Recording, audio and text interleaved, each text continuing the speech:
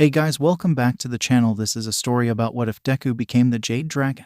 If you guys enjoy this movie, comment down below and let me know before I start. Please do support for more awesome content.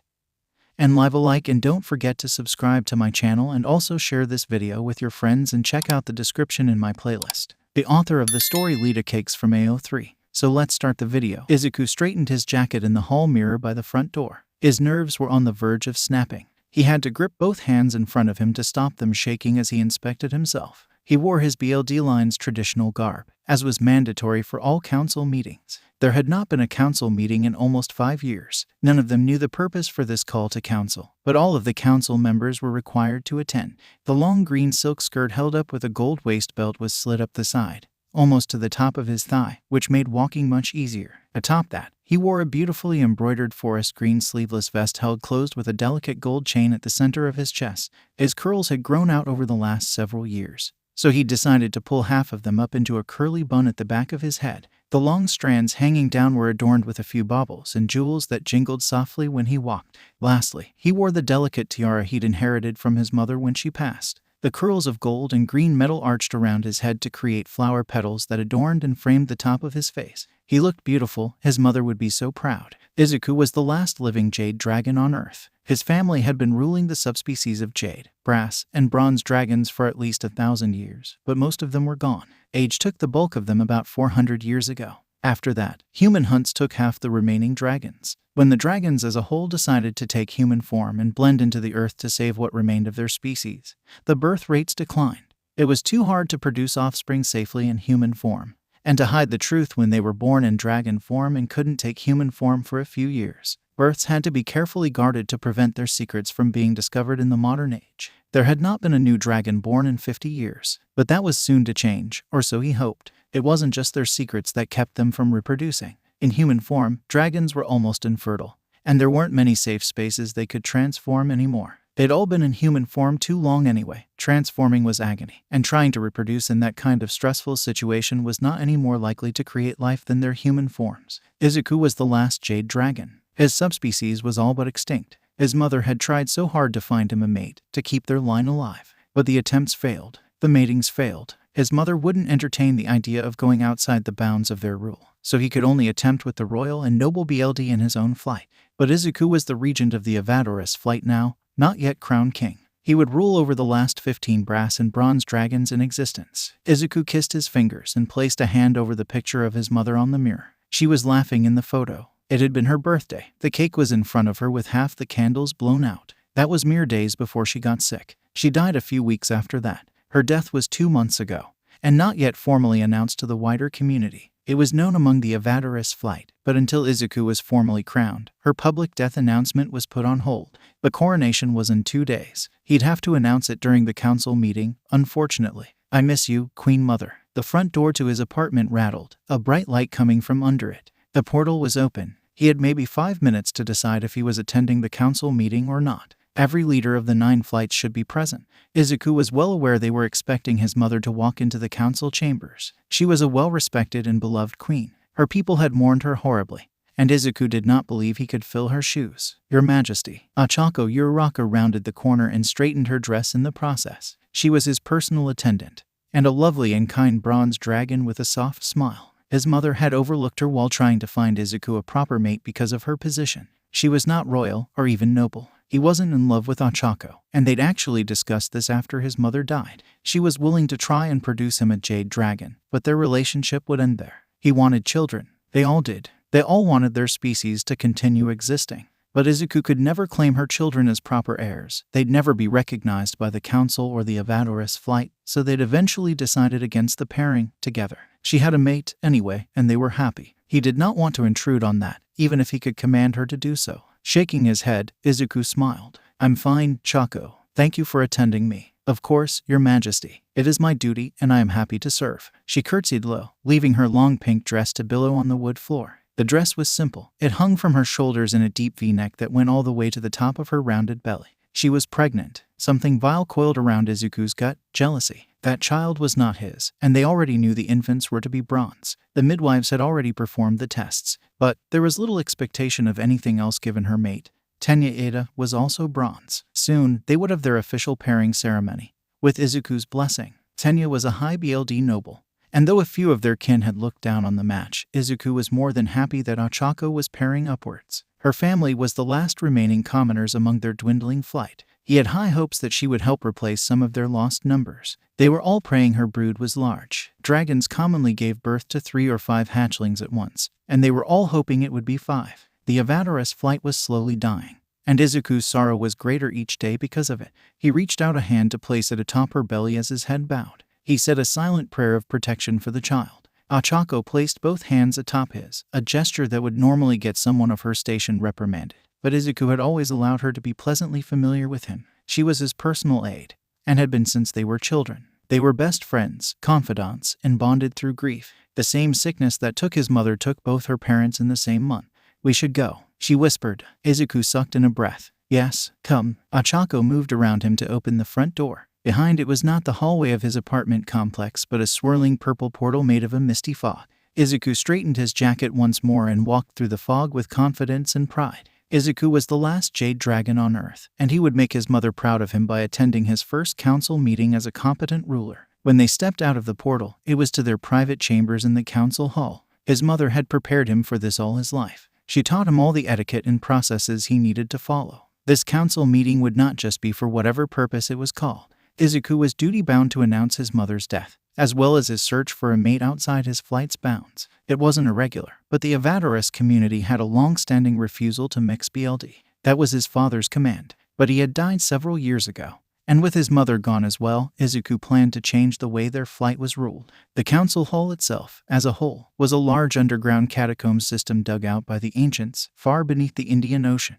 The pharaoh's flight had been responsible for maintaining the catacombs since the dawn of their creation.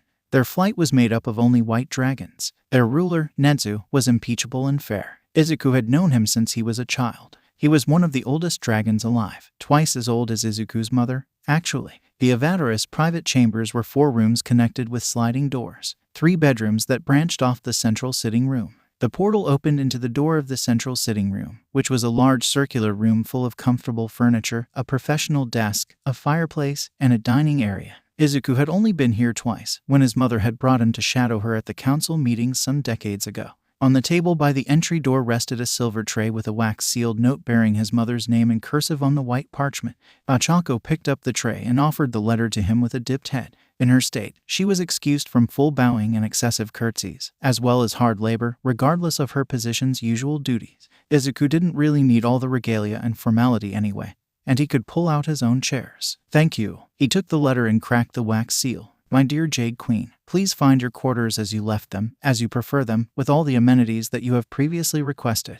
This council meeting has been called without notice as an emergency meeting to attend to an important matter. The dragon named 𝐬𝐤 has been found guilty of community betrayal. He has been found leaking dragonkin secrets to the humans and those who would bring harm to our community. This council meeting is to determine his punishment, and that of his immediate family. The first council meeting will commence at 5 o'clock in the evening, after dinner is served in private chambers. Please rest and recover from your journey. We are well aware that portal travel can be draining to those of advanced age. Please call if you need anything. 𝐁𝐦, High Arbiter of the Pharaoh's 𝐬𝐡𝐤 side." What a mess. Revealing the nature of the species to the humans was strictly forbidden. There was usually an immediate guilty charge upon proof being discovered, and a sentence of eternal imprisonment or death were usually handed down without a need for council decision. However, the 𝐀𝐤 family were high noble BLD of the 𝗏𝗏 flight. I cannot imagine how upsetting this must be for 𝗏𝗏. 𝐬𝐡𝐤 handed the letter to 𝐴𝐻𝐻𝐿 and gestured for her to read it. "Dear gods," she gasped. "His lordship 𝐀𝐤 was always so kind when we were hatchlings. I cannot imagine him betraying our kin like this." "I know." He waved a hand, dismissing the formal air between them and looking for somewhere to sit.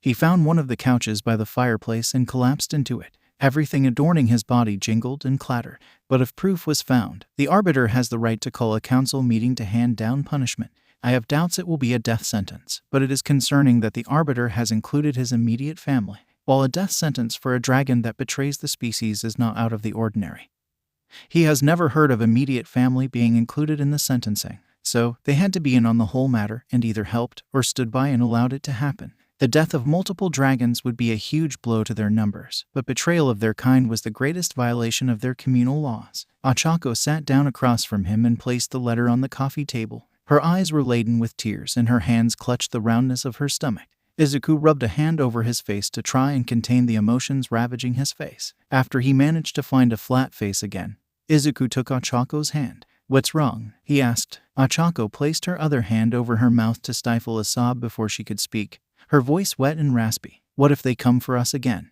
What if they start hunting us again?" "Oh, sweetie, no." Izuku moved next to her and pulled her into a tight hug, her face against his shoulder. "They think we are a myth. They cannot hunt what they cannot prove exists." But how much did he tell them? "My hatchlings cannot defend themselves. What if they find my newborns? That is why we are here, 𝐀𝐻𝐭. I plan to request you and 𝐀𝐦 be allowed to utilize the catacombs for protection while your hatchlings are born and until they are old enough to take human form. You'd do that for us." The catacombs were technically a safe meeting space for all dragons, but only the council members, the rulers of each flight, could request access from the High Arbiter of the Pharaoh's flight, so any need for its use had to be approved by the rulers and requested by them. Izuku knew 𝐀𝐦 and 𝐀𝐻𝐭 were too shy to ask him, so he had already planned to ask. He wanted them and their young protected. A new dragon had not been born in 80 years, and Izuku was praying this would help bring hope to their species.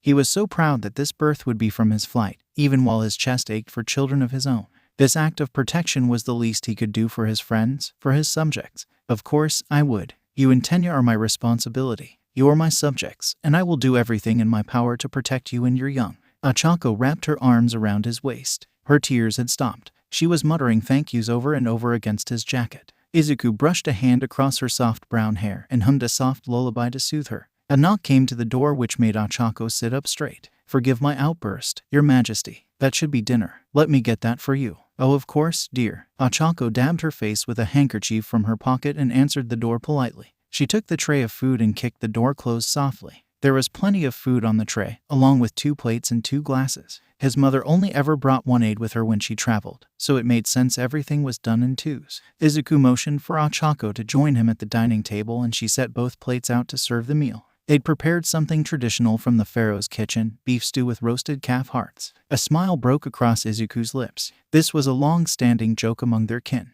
One of the silly rumors they started to mask their existence was how dragons love to eat the hearts of livestock. So the pharaohs took pages from the age-old rumor books each time they called for a council meeting. 𝐀𝐻𝐭 was giggling behind her hands as well. Honestly, despite the hilarity of it, the stew was always a house favorite. Izuku and his aide chatted idly as they ate. "Have you thought of any names for the hatchlings?" "Oh," 𝐀𝐻𝐭 blushed. "Yes, a few. We are still unsure how many we are having. We won't find out for another couple months, but we've been floating several around. I think 𝐀𝐦 is hoping for boys, but I want at least 1 girl. Still, we'll wait until their personalities come in, as is tradition." "Well, either way, we are happy to have them." Izuku checked the clock on the wall. The first session would start in about 20 minutes. His stomach fluttered a little. 20 minutes until he was presenting himself as the new ruler of his flight. 20 minutes until he would be announcing the news of 𝐀𝐻𝐭's coming hatchlings. He was prepared for this. His mother had prepared him for this for centuries. That didn't stop his mind from trying to swallow him whole. "Your Majesty." "Sorry, dear. I'm coming." 𝐀𝐻𝐭 had carried their bags through the portal. Izuku had brought only a couple sets of clothing, 2 other tiaras, and some other important items he may need. There was no way to know how long this council meeting would go on for. If it went on for days, he'd be stuck here until it was done. Thankfully, he'd decided to take a whole week off work for family emergency in relation to his mother's death. The dichotomy of dealing with simple human life and dragon royal duties did not escape him as absurd. Izuku stood up and straightened his clothing for the 3rd time that day. No matter how many times he did so, he never did believe it was perfect. If it was, he'd likely find more confidence in his gut. "Right. You are well loved among our kin. Your Majesty, they will see that." Izuku offered 𝐀𝐻𝐭 a hand squeeze. "Thank you." By the time they approached the main council chamber, it was only a few minutes to the start time. The whole council was likely waiting for him, or well, his mother. When they approached the chamber doors, the guards were all squinting eyes and stiff shoulders. They were looking for 𝐀𝐦 𝐍𝐴, too. 𝐀𝐻𝐭 stepped back and bowed her head. In the darkened hallway, it was hard to tell she had the small bump under her dress and she was keeping her hands crossed in front of her as not only the standard pose for an aide, but as a way to distract from the bump until Izuku announced it. Her step back, however, was not in hiding. Izuku rolled his shoulders and stretched the muscles across his spine. A moment later, bright green wings burst from his back, spread wide as every ruler who entered the chambers. It was inappropriate for anyone but the rulers to present their wings. It was a sign of dominance, of leadership, and was often taken as a threat outside of these chambers. Izuku's wings were adorned with more golden rings, little jewels, and tiny crystals. These adornments to his wings were traditional for a new ruler. They were worn for the first several years to announce the new ruler's entry and celebrate their recent rise to power. Both guards immediately bowed their heads and went down to one knee, their spears held straight, blades to the ceiling. Both put their right arm over their face, with a closed fist. This was the formal offer of grief by those of lower status to the nobles and royals. They were offering their condolences for his mother's death. "Rise," Izuku ordered. Despite the continued nausea choking him, his voice was firm and confident, because it had to be. "Please inform the High Arbiter that the Regent 𝐬𝐸 𝐍𝐸 of the 𝐓𝐴DORIS has 2 matters of new business before the commencement of the council meeting." The guard on the right of the door saluted him with a closed fist over his heart and entered the council chambers. The guard on the left rose to his feet and took his at ease position by the doors while they waited. The whole of the catacombs were carved stone underground tunnels. The claw marks from the ancients digging out the tunnels could still be seen in the stone ceilings. Though most of the walls had been worn smooth, the tunnels felt far too big for their tiny human forms, but this was still a home away from home for most of them. The hallway leading to the main council chambers was the main thoroughfare for the entire catacomb system. Everything branched off from this main hallway. It was lined with a plush red velvet carpet and several tapestries and pieces of art along the length. At the very end stood 2 giant wooden doors, carved with the history of their kin in a circle surrounded by the large boughs of the Tree of Life. The door opened, revealing only the guard, who bowed again before speaking. "Your Majesty, you have been accepted by the High Arbiter. You are welcome to the council, and your business will be heard. Please proceed into the chambers and I shall announce you." Izuku nodded once. He crossed his hands and settled his wings in a neat fashion behind himself. His spine was straight as an arrow, his hands resting in a loose fold before his waist. Both doors opened wide with a burst of cool air from the inner chambers. The room itself was huge. It was designed to house at least 20 full-sized dragons across multiple levels and galleries along the walls. But these days, there was a large round table sat in the center of the room, with the old dugout galleries curtained off to show the banners of each flight. Each chair at the table held the banner of their flight on the back. Off to each side sat 2 smaller long rectangular tables, for the aides and guards of each ruler to sit while the meeting took place. At the table sat the 8 other rulers. Izuku did not yet look at most of them. He did, of course, know most of them, but his focus was on his own presentation, and the announcements he needed to make. Izuku nodded to the guard again and the man stepped forward. "His Majesty, 𝐬𝐸 𝐍𝐸, Regent of the 𝐓𝐴DORIS." The guard gave one more salute and stepped back while Izuku stepped into the room with 𝐴CHAKO 5 steps behind him. "Young Royal," Natsu greeted him. The man's white hair spilled down his shoulders, held in place by loose ties. "Be welcome, please, join the council and present your new business." Izuku bowed his head to the High Arbiter as etiquette demanded, and approached his mother's chair. His chair. 𝐴CHAKO remained behind him, as he'd requested during their discussions leading up to this council meeting. She would sit down soon. The rest of the rulers were shifting in their seats. A few were getting a better look at him. A couple others wore looks of shock or suspicion, and the rest were entirely uninterested. For now, he met no one's eyes but the Arbiter. "High Arbiter, we thank you for your warm welcome. My first announcement is perhaps partially obvious. I know everyone was more than prepared to see my Queen Mother walk through those doors, and perhaps you are all shocked to find me instead." Natsu slipped gracefully into his chair, his hands crossed in front of his face. "I regret to inform you that along with 2 other of our kin, my Queen Mother has taken her final flight. In her absence, I am appointed regent, and shall be crowned in 2 days, unless this council meeting lengthens that timeline." Murmurs and hushed gasps sounded among the gathered rulers. Izuku was prepared for that. His mother wasn't young, but she was far from elderly, and nowhere near ancient. Her death was a shock to everyone, especially those in her own flight. Izuku's heart was still bleeding from the blow. "We extend our deepest condolences, Regent. We shall pass the word to the 4 winds, and all royal mourning processes shall be provided among the flights. May the 𝐓𝐴DORIS Queen Mother fly true and fly home to rest with the ancients." Izuku bowed at the waist. "Thank you again, High Arbiter." When he lifted his head, Natsu motioned for him to continue. "Your second matter." Izuku tilted his head back. 𝐴CHAKO approached, staying only a step behind him and just to the right. He motioned to the young bronze, then placed a hand on her stomach. "We formally announce the coming birth brought by the mating of our own 𝐴CHAKO 𝐬𝐸 and 𝐁𝐦. They are to be bronze. The number is yet unknown, but thus far, healthy." Applause and whoops of excitement sounded from the whole room. Several other rulers stood up to clap and cheer. The High Arbiter himself had a bright smile break across his face. Ochako was blushing like a beet and hid herself behind 𝐬𝐸 just a little. 𝐬𝐸 squeezed her hand and quietly told her to find a seat at the side tables. She bowed her head to the table and did as directed. This is marvelous news. How fateful the universe is to follow a death with new life. We pray for the safety of the mother and her young. I presume you will be requesting access to the catacombs for the birth and early life of the young. Yes, High Arbiter, for their protection, until they can take human form. Your request is granted. They will be provided with your flight's private chambers as long as they need them. Thank you, High Arbiter. You are kind to us, and we are forever grateful. Nedzu dipped his head as he motioned for 𝐬𝐸 to sit down, settling into the chair bearing his family's banner and crest. 𝐬𝐸 tried to release his tight shoulders. His jaw felt pressurized from how hard he'd been gritting his teeth during the whole of his announcements. We offer our condolences, young royal. The man to his right was Yagi Toshinori, ruler of the Sunboar flight. He'd known 𝐬𝐸 since birth and was a beloved uncle. Young royal was a polite way to address the younger rulers of the flights, along with using their flight name as a form of address in place of their name. It would be inappropriate for the elders among them to address the younger rulers by Your Majesty. Those of the same generations addressed each other by name, and the younger ones used formal titles for their elders. Thank you, Your Majesty. Yagi offered his hand and 𝐬𝐸 took it, squeezing it thankfully. Yagi had loved his mother as much as 𝐬𝐸 had. They were incredibly close, and 𝐬𝐸 had a private theory they were secretly lovers. He had no issue with this, of course. Yagi was a gentle soul, and he treated 𝐀𝐦 right. 𝐬𝐸 had struggled over writing a letter to him after his mother's death, but ultimately decided against it. This was the proper procedure, so he would follow it. His mother's death marked the last female ruler on the council. There were no systems of patriarchy or matriarchy among the council anymore. They'd abolished that nonsense when they took human form, as a way to outdo the humans, to be better than them. But the lines of succession had been predominantly male. 𝐬𝐸's line had been from his father, but once he died, 𝐬𝐸's mother took her rightful leadership.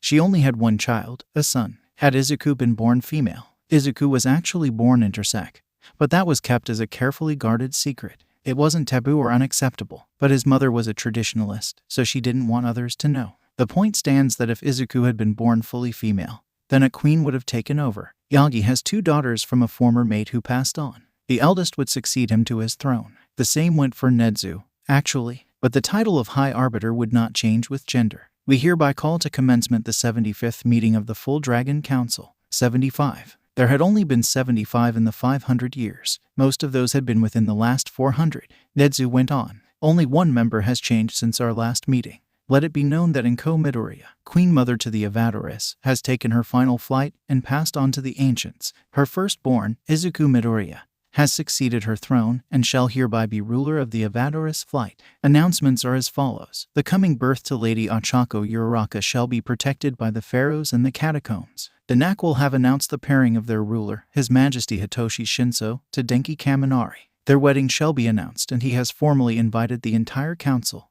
Oh, that was news. 𝐬𝐸 searched for the amethyst dragon across the table. He sat 4 chairs down from 𝐬𝐸's left. The taller dragon was wearing all lavender. The traditional council garb was all the same, either pants or a skirt of the dragon's color, and a vest embroidered with the patterns of the flight's crest. They all wore delicate diadems or tiaras, though a couple of them were more prone to stronger-looking jewels, not so dainty. Hitoshi was one of 𝐬𝐸's closest friends, and he'd only taken his throne last year. They hadn't spoken much since Hitoshi was busy settling into his duties. When Hitoshi noticed him staring, the tired dragon smiled. 𝐬𝐸 mouthed congratulations with a bright smile and Hitoshi blushed. Are there any further announcements? Nedzu asked. One of the chairs to 𝐬𝐸's right creaked as it pushed back. Katsuki Bakugo, the ruler of the 𝐓𝐴DORIS flight, stood up. He was scowling, as always, and wearing his signature red and orange colors. He was a half-breed, though that term bore absolutely no stigma. He wasn't even the only half-breed on the council. His mother was of orange descent and his father was of red. So, his council robes were swirling orange and red fabrics, like flames licking across his skin. 𝐬𝐸 and Katsuki had been close, once upon a time. Their mothers were best friends and raised them like brothers, at least, until Auntie Mitsuki died and Katsuki had to take his throne early. It put a rift between them because Katsuki had royal duties to attend to, and 𝐬𝐸 was still just a prince in training.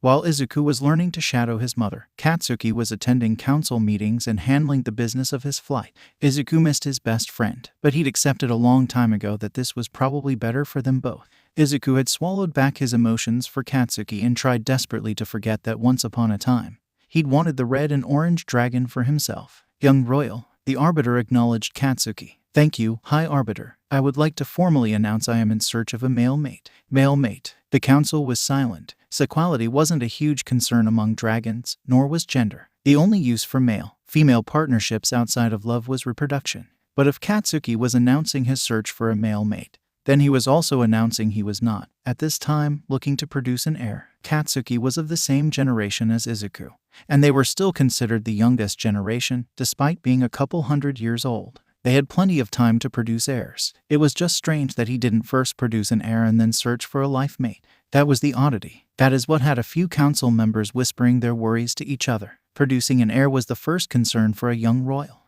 It's what 𝐬𝐡𝐬𝐬's mother had drilled into him for several decades. Heir first, secure the line, and then have the fun you want and find the soul you will spend the rest of your life with. Reproduction was for the continued existence of the species. It was a duty of the royals. The nobles could have their fun and hopefully produce more dragons, but it fell to the royals to safeguard the population and produce the next line of succession, lest it all fall to ruin. It wasn't just about having their own children. The royals were tasked with making good pairings among their kin to help produce another generation. 𝐬𝐡𝐬𝐬 had, without trying, already fulfilled his duty in that regard, thanks to 𝐴𝐻𝐸𝐬 and 𝐻𝐸𝐬. He did not have to take a mating for reproduction now if he didn't want to.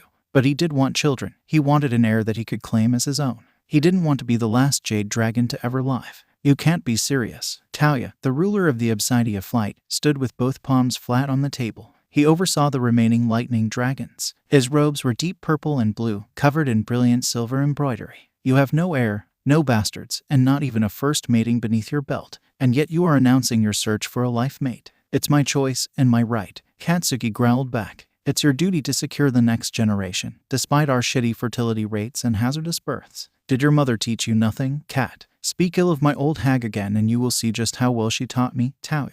The two royals glared at each other for 30 seconds. 𝐻𝐸𝐬𝐬 stood up with one hand palm out to call the argument to a close. Both rulers stiffened, well aware they were causing a scene in the council chambers and embarrassing themselves. 𝐻𝐡𝐬𝐬𝐬 is correct. It is his right to find a mate, in whatever capacity he deems necessary. 𝐻𝐸𝐬𝐬 sighed. I am sure he will fulfill his duties to secure the next generation. I will. 𝐬𝐡𝐬𝐬𝐬 silently wondered if there was an unsaid eventually which 𝐻𝐡𝐬𝐬𝐬 did not tack on at the end, but no one asked. Any other announcements? He waited a few minutes and then settled back into his chair at the far end of the table. Hearing none, I call a close to announcements and new business. Now, let's attend to the primary subject of this emergency council meeting. 𝐻𝐸𝐬𝐬𝐬 sighed. If you will turn your attention to the screen, we will be playing the evidence for the council to review. After the viewing, we will be watching the deposition of the defendant, and then the council will be dismissed for rest and review. You will have access to the evidence on your private chamber computers which you can review at your leisure. Tomorrow, we will be discussing and hopefully coming to a decision. As you are all well aware, a sentence of capital punishment must be unanimous. The next few hours were a slog. They were shown photos, video, and audio evidence of Yuga Aoyama committing the crimes he was accused of. At this point, it wasn't accusations at all. There was obvious evidence against him. Lastly, they were shown the deposition of Yuga Aoyama himself and his admissions of guilt. He'd been paid off by the scientific community after providing them proof of the existence of dragons. 𝐬𝐡𝐬𝐬𝐬 bit the inside of his cheek when it was shown that the young noble had given them scales and bones. Bones he had pilfered from his family's vaults, and scales he'd ripped from his own wings. His crimes were unmatched in the last 1,000 years. Was he truly so greedy? Could that be possible? Or was he just bored and in need of an adrenaline high? Every now and then, he'd check on 𝐴𝐻𝐸𝐬𝐬𝐬 off to the side. She was silently crying, and a couple of the other aides were comforting her. Ryuko, 𝐻𝐸𝐬𝐬𝐬's personal aide, was holding her hands by the end of the session. This session is adjourned. Please rest for the night and think of your decision by tomorrow's afternoon session. We will not be having a morning session. I will see you all back here by 1 p.m. tomorrow. Until then, your time is yours to do as you wish. 𝐬𝐡𝐬𝐬𝐬 was in no rush to leave. 𝐴𝐻𝐸𝐬𝐬𝐬𝐬 was by his side quickly, but remained silent outside of a few sniffles. A few of the passing rulers offered their congratulations to her and she was more than thankful to each of them. After gathering his lengthy skirt, 𝐬𝐡𝐬𝐬𝐬𝐬 nearly ran into someone when stepping away from his chair. Oh, my apologies, 𝐴𝐡𝐸𝐬𝐬𝐬𝐬. 𝐬𝐡𝐬𝐬𝐬𝐬 dipped his head to the 𝐵𝑒𝑠ℴ𝑟 crown prince. He was serving as a regent just like 𝐬𝐡𝐬𝐬𝐬𝐬, but the king wasn't yet dead. 𝐴𝐡𝐸𝐬𝐬𝐬𝐬 was also a half-breed, half-fire, half-ice. He was considered a miracle among their species. It was almost unheard of for a dragon to be born with the powers of both their parentage. 𝐻𝐸𝐬𝐬𝐬𝐬 Todoroki, his father, was dying of cancer. 𝐬𝐡𝐬𝐬𝐬𝐬 couldn't remember what kind, so his second eldest son was serving as regent until 𝐻𝐸𝐬𝐬𝐬𝐬 passed. His first eldest son, 𝐻𝐸𝐬𝐬𝐬𝐬, was already ruling his own flight. They were half-brothers through different mothers. It's good to see you, Izuku. I'm so sorry about your mother. Oh, congratulations, Lady Ochako. Thank you, Your Majesty. She bowed her head yet again. It's great to see you, too. Izuku wasn't the youngest among them all, but he was the latest ruler to be appointed, so he was the newbie. He tried to hide the way his knees were shaking. How is your father? Still dying? 𝐲𝐸 was not known for tact. I was wondering if I'd be permitted to attend your coronation. This is all business. I thought maybe I could see more of our kin and how things work in terms of daily business. Oh, of course, it's really just going to be a small affair. I didn't think anyone on the council needed to be bothered to attend. It's no bother, Izuku. 𝐲𝐸 placed a hand on his shoulder. He made a valiant attempt at smiling. Izuku really wondered if 𝐁𝐸 had ever taught his son anything about pretending to be human. Izuku's mother had been very adamant about his education in human nature and attitude, but it didn't appear that 𝐲𝐸 had any training at all. Of course, I'll have my office send you an invitation. But for a second time, he nearly ran into someone upon trying to exit. This time, it was 𝐴𝐷 Aizawa, the ruler of the Deku flight. Oh dear, Izuku had always harbored a touch of fear for the daunting figure of Aizawa. He was an imposing figure, with dark eyes, long black hair, and an eye patch on his left eye. There were rumors he also had a prosthetic foot from a duel some years ago where another dragon bit off his leg.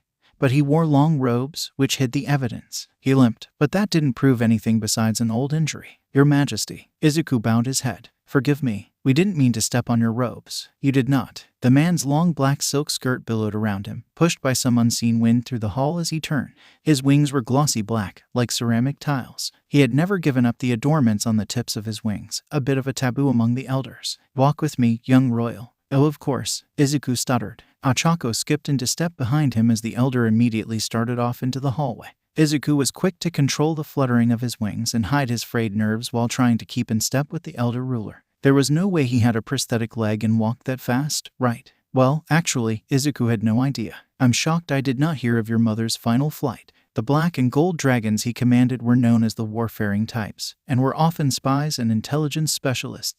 A lot of them worked in corporate security, which funded a large part of the communal coffers and knowledge banks. Aizawa himself was the CEO of one of the largest security firms in the world. Aizawa was a black dragon, but his consort, Hisashi Yamada, was a gold. The pairing was curious given their complete opposite attitudes, but their love was obvious when they were in the same room. We apologize. It was kept very close to the chest for the last 2 months. 2 months. Aizawa stopped. This time, Izuku managed to stop himself before coming close to stepping on any robes or running into the elder in front of him. She passed 2 months ago. Yes, Your Majesty. We had a long grieving process. The Queen Mother was greatly beloved and terribly missed. That goes without saying. She was mother to us all, truly. But that is not what I wanted to discuss. He started walking again. Izuku followed him to the library down the hall, which was a cavernous room the same size as the council meeting hall, with every single wall and most of the floor lined with books. The floor shelves were newer additions since the onset of the human form, so more of the books were accessible without the need for flight. May we ask what it is Your Majesty wished to discuss? Aizawa held the door open for him but held up a hand for Ochako to stay outside. Izuku nodded to the chair by the door for aides. Like every other room in the catacombs, it was common for the rulers to take private sessions or conversations and leave their aides outside in the hall, so every door had at least 1 or 2 chairs beside it. The door clanged shut behind them. Aizawa sighed, his shoulders easing ever so slightly once they were alone. How are you? We apologize. Drop the royal formalities. Izuku, how are you doing? Izuku's brain came to a screeching halt. Speaking in the royal way was standard for communication with the elders. It was polite and proper. Izuku had never once heard any of the elders throwing formalities out the window. Granted, this was his first time at council as a ruler and in a private conversation with any of the other rulers. I'm okay, is what he settled on. My mother raised me for this. She made sure I was prepared, no matter when it happened. Aizawa sighed. Again, not what I meant. Your mother just died. How are you holding up? You have a pregnancy to protect and a coronation to prepare for. And all that while at your first council meeting for a disloyalty trial of all things. This cannot be easy. Obviously it's not easy, sir. His tongue refused to use Aizawa's name. That would be a step too far. I'm holding up okay. It's scary and stressful, and I do not know why I am admitting all of this to you. I'm just hanging on with my claws and hoping for the best. There were arms around him suddenly. Aizawa had pulled him into a hug. Izuku had not been touched like this since his mother died. Ochako might be comfortable touching his hand or shoulder, but she'd never dare hug him or be familiar with the man who would soon be her new king. That would be terribly inappropriate. So Izuku was alone. He'd been facing all of this by himself, like he was expected to. His arms wrapped around Aizawa's chest and clutched the back of his vest. He did not cry or scream, or even allow himself to break. He just accepted the hug and let it warm his still shaking bones. 𝐀𝐦 was a very dear friend. She taught me so much more than I could ever repay her for. But I will be here to guide you if you would of me. You don't need to do that. There's nothing to repay, sir. That's bullshit. 𝐬𝐸 gasped. Oh, stop it. I know your mother had a sailor's mouth at her best. I cannot believe she never taught you to scream obscenities at the sky when you were upset. Finally, a few tears came to his eyes. That was exactly what his mother had done when 𝐬𝐸 was little. She taught him to release his anger and hurt in a safe and cathartic way by screaming curse words at the stars. He nodded a few times. I would not turn down the help. This is all so sudden and new. I thought I had so much more time to prepare. I don't think any of us ever expected 𝐀𝐦 to pass. She was a guiding light to all of us. But we are here for you. Please remember that. The larger community will never abandon its younglings. You have help always available to you. All you have to do is ask. Again, he nodded. He swallowed hard to stop the choking sensation in his throat from overwhelming him. Aizawa offered him a card, which 𝐬𝐸 took with both hands and read over. That's my personal number. If you ever need anything, just call or text me. Okay, thank you. 𝐬𝐸 tucked the card into the pocket of his vest jacket. About this trial. What am I supposed to? I can't. I don't think I can sentence one of our own to death. That's a battle I cannot help you fight, I'm afraid. You have to come to your own decision. All I can say is that you need to consider the risks of his actions to the wider community. And the weight of those actions compared to his life. Is what he did worth his life? And is what he did a risk to all the lives of the community... And lastly, is his life worth more than all the lives he put at risk? 𝐬𝐸 let those words sit in his mind for a couple of seconds. That was actually helpful. While 𝐬𝐸 would certainly be taking the rest of the night to think about his decision, he had a better understanding of what was at stake now and how he should be making his decision. Thank you, sir. That helps. I think I should take rest now. Of course. I'm sorry to have kept you. 𝐬𝐸 bowed before turning to leave, but Aizawa stopped him. Oh, Nezu asked me to have you join him for lunch tomorrow before the afternoon session. Meet him in his private chambers. Of course. Thank you again. He didn't speak to Ochako on the way back to his rooms. His head was spinning sideways from all the conversations and information he'd just received this evening. He was exhausted and very much ready for bed. Maybe he'd have to sleep on this trial, instead of sitting up all night pondering the value of one dragon's life against the rest of the community. Of course, it could never be that simple, could it? When Ochako opened the door to his private chambers, he found Katsuki sitting at the entryway table with a chair he'd pulled from the dining room. At his back was Ijiru Kirishima, his personal aide. If you asked 𝐬𝐸, those two had been rutting around for years, but no one ever said anything, and they weren't mated, so 𝐬𝐸 tried not to assume anything. The spiky blonde stood up when he walked in. Ochako curtsied, but 𝐬𝐸 dismissed her with a wave of his hand.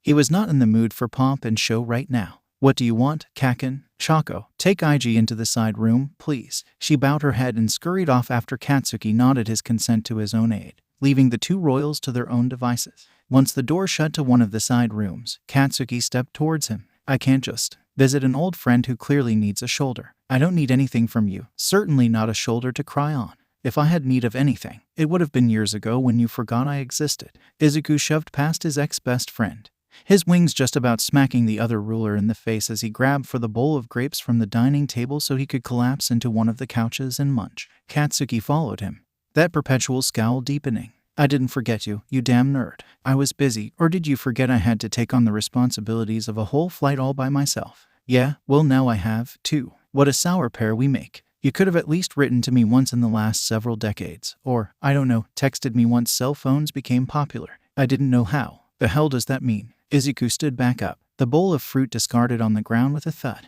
Did your fingers stop working? Or did you actually go deaf like the doctors threatened and you can't hold a damn phone conversation? …FCK. The look of devastation on Katsuki's face told 𝐬𝐸 exactly all he needed to know. When the blonde turned his head to look away, 𝐬𝐸 saw it. Hearing aids. Dragons were a dying breed in the modern age. Sickness, disease, cancer, every horrible human thing they never suffered from previously were slowly eating them alive. In the last 80 years, they'd lost at least several dozen members overall to those ailments alone. It's why their efforts to reproduce were so important. They were trying to save the strong BLD lines, the healthy ones, to preserve the whole species. When 𝐬𝐸 watched the news and listened to the statistics on colony collapse disorder, the plague killing off the bees on the earth, all he could hear was the sound of his own death marching towards him mercilessly. I'm sorry, Kaken. I didn't realize. It's forgiven. You couldn't have known, and you have a point. I could have picked up the damn phone and texted you, or hell, sent a stupid letter. After a while, I just got lost in my job, and then it was years later, and I thought you wouldn't want to hear from me. I have always wanted to hear from you. I have missed you. Auntie Mitsuki's death destroyed Mom. And then you weren't there when Mom died, and I've been so alone, 𝐀𝐦. Hey, he bolted across the room with one beat of his large red, orange wings, gathering Izuku into his arms and brushing a few stray curls from his face to tuck them into the tiara still resting on his forehead. You are not alone. You are never alone. Not so long as I'm alive. I promise. I will never leave you like that again, okay? You swear? Izuku sniffled. I swear to you, I will always be there. I was such an idiot to think you didn't want me around. I thought there was just too much of a rift between us, that you couldn't understand what I was going through. But I knew those problems would soon be yours. Of course you'd understand. Auntie and Co would have made damn sure of that. Izuku chuckled. He wiped a few tears from his face and nodded. Yeah, she did. Now, what's this about you being crowned in 2 days? Ugh. Izuku groaned. Don't remind me. I wasn't expecting an emergency council meeting right before my coronation. But here we are. I still don't know what to even do about this trial. He turned to the room for a moment. Shako, you and 𝐸 can come out now. Izuku shrugged. I didn't really want them to hear us argue. It's fine. I get it. Can you go check on Eri? Of course, boss. Who's Eri? What? My daughter. Record scratch. Izuku stumbled sideways, caught by Katsuki's hand. Adopted daughter. Right. Sorry, Your Majesty. Achako bowed to them both. Oh dear, let me clean this up. And no, you're not supposed to be doing anything strenuous. I can clean up a bowl of grapes, dear. Could you maybe just find us something to drink and a pack of cigarettes? Achako nodded and disappeared into the depths of their chambers. Nerd. What? Izuku turned back to Katsuki. The blonde was wearing a questioning look on his face, but he didn't ask whatever was on his mind. Not until Izuku shook his head, confused. Katsuki sighed. You don't need to freak out or anything. It's not how you think. She's not an heir, and she's not a bastard, either. He was using bastard in a formal way. Any child born without the legal right to the line of succession was called that. It wasn't an offensive term to them like it was for humans. It was just a fact of life for children not born as heirs to the royal lines. Her father was a piece of shit. We discovered he was using her scales for some 𝐓𝐡𝐢𝐬 science experiments to try and save us from all these horrible diseases. While the science was questionable at best, he was using his hatchling to do it, which was unacceptable. What happened to her father? Katsuki clicked his tongue. Let's just say he won't be doing any more experiments ever again. I never heard anything about a trial, but Izuku realized the phrasing Katsuki used. The blonde wasn't saying that because they'd taken the child away. He was saying, you killed him without telling the council. Katsuki shrugged. There was no point in a trial. He was 𝐓𝐡𝐢𝐬 in the head. He thought his actions were justified, and I was worried half the council might actually agree, if only to save their own skins. That's absurd. The High Arbiter would have never allowed that to stand. Perhaps not. Katsuki flicked Izuku's nose. The shorter dragon flicked his wings angrily. Katsuki laughed. But I had my worries that the Terror Twins would be the holdouts. The Terror Twins were what they called 𝐻𝐸𝐬 and 𝐻𝐸𝐬. Despite being half-brothers, they got along miserably well, which is to say not at all, but they often saw eye to eye on a lot of political subjects. They were also both ill-tempered or lacking empathy at their best, so it was a toss-up any day. The council had to make a damn decision if they'd agree, or be a two-man army which would leave the council debating for days on end.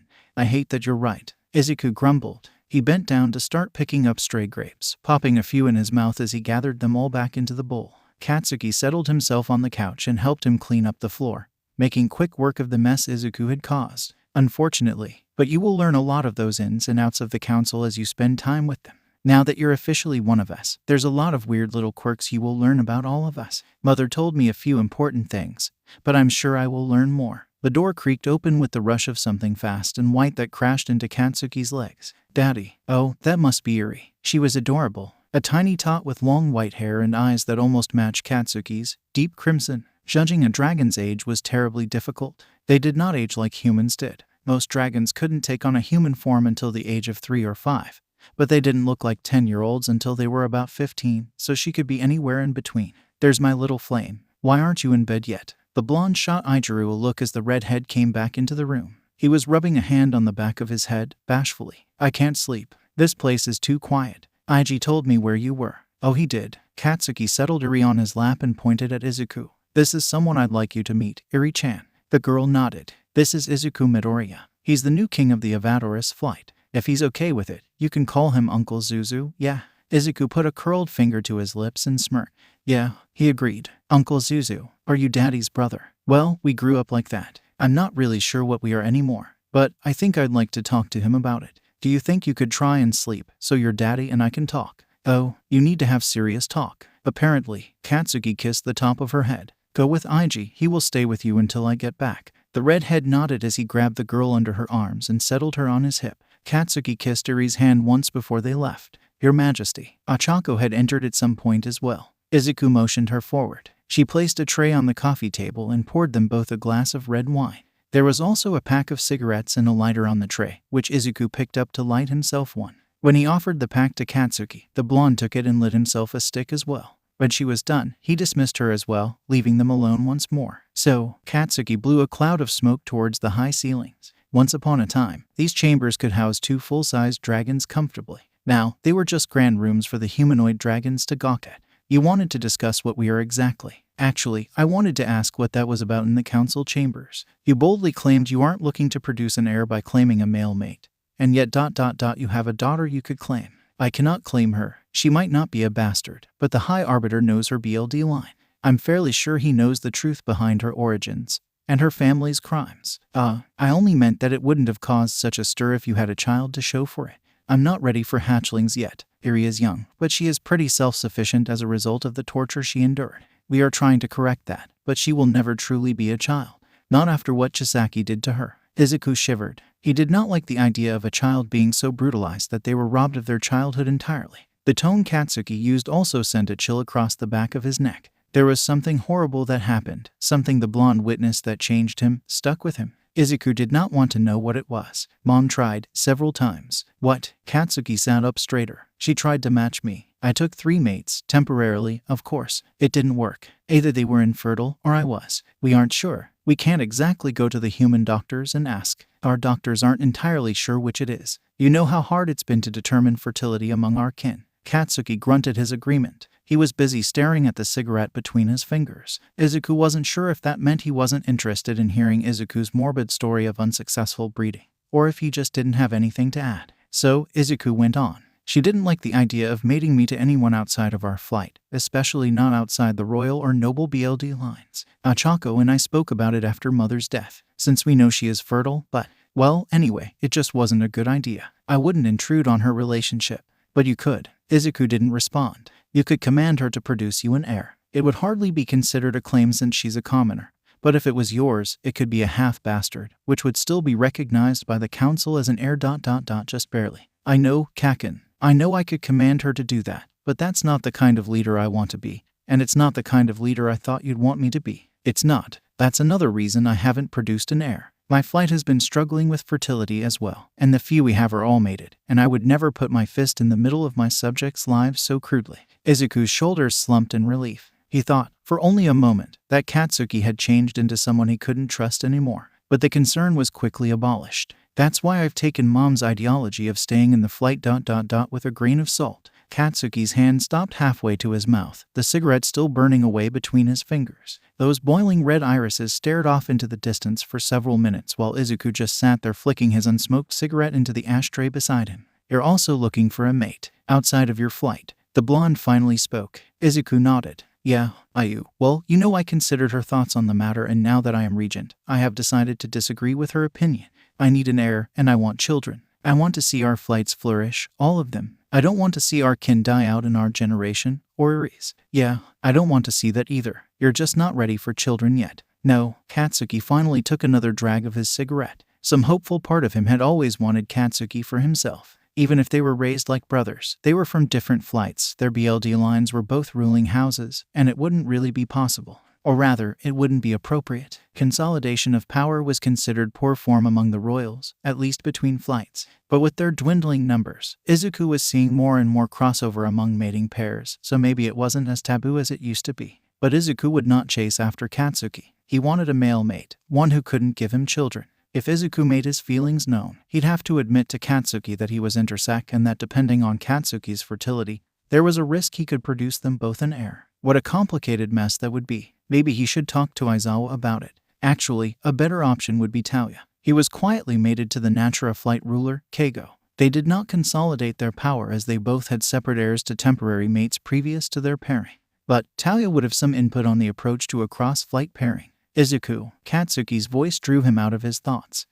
Oh, his cigarette was burned down, nearly singing his fingers. He quickly rubbed it out on the ashtray and wiped the soot from his fingers. Sorry, what did you say? I asked if you're looking for a female mate first, to produce an heir. 𝐹𝐶𝐾. The truth was Izuku could possibly manage an heir with either a male or female mate, and he really didn't care which found. All he wanted was happiness, friendship, and good companionship between whomever he chose as his mate. But saying that would open him up to a lot of questions that he wasn't prepared to answer. So instead, he said MHM. Katsuki sucked his teeth. Right. The blonde stood up and straightened his robes. His cigarette butt was discarded in the ashtray on the coffee table. Without another word, the blonde left the room. Again, Izuku was alone. This time, he felt like he'd missed something important. Katsuki's face right as he turned away had been disappointed. What was that about? Izuku shook his head and stood up. It was time for a good, long hot shower and then sleep. He had to make a decision before the session tomorrow. Good morning, Your Majesty. Achako's cheery voice was always a pleasant way to wake up. Well, every day but today. Izuku had to help decide a person's fate today, and that put him in a foul mood. He slowly lifted his body into a sitting position and rubbed his face. Izuku's curls were a mess atop his head. The bun was a bit of a knot now that he'd slept with it in. Miserable. He'd have to detangle it before he could get ready for the day. That is to say, Achako would have to help him. Oh dear, you slept hard, didn't you? Izuku shrugged. Yeah, lot to think about. I tend to sleep harder when I'm conflicted. Can you help me? Of course, Majesty. They spent the next 2 hours detangling Izuku's hair and getting him prepared for the day. It was a mess, but only partially due to Izuku's lack of forethought before going to bed. Once his hair had been wrestled into submission, Achako helped him get the loosened jewels and baubles properly back in place in his curls and on his wings. She put his hair up into the same style as yesterday, the half-up bun, and carefully placed his tiara back on his forehead, twisting it into his green curls so it looked like a growing flowering part of his head instead of just wearing it on top. Breakfast arrived at the door just as Achako finished getting him dressed. He had the same robes on, but they were a secondary set that had slightly different embroidery. Izuku had 3 sets of robes. One represented the Jade dragons, one stood for the bronze, and one for the brass. Yesterday, he'd worn the one covered in embroidery of florals. Today, to represent the bronze, it was swirls of brownish gold thread that formed spirals and wheels across the edges of the vest.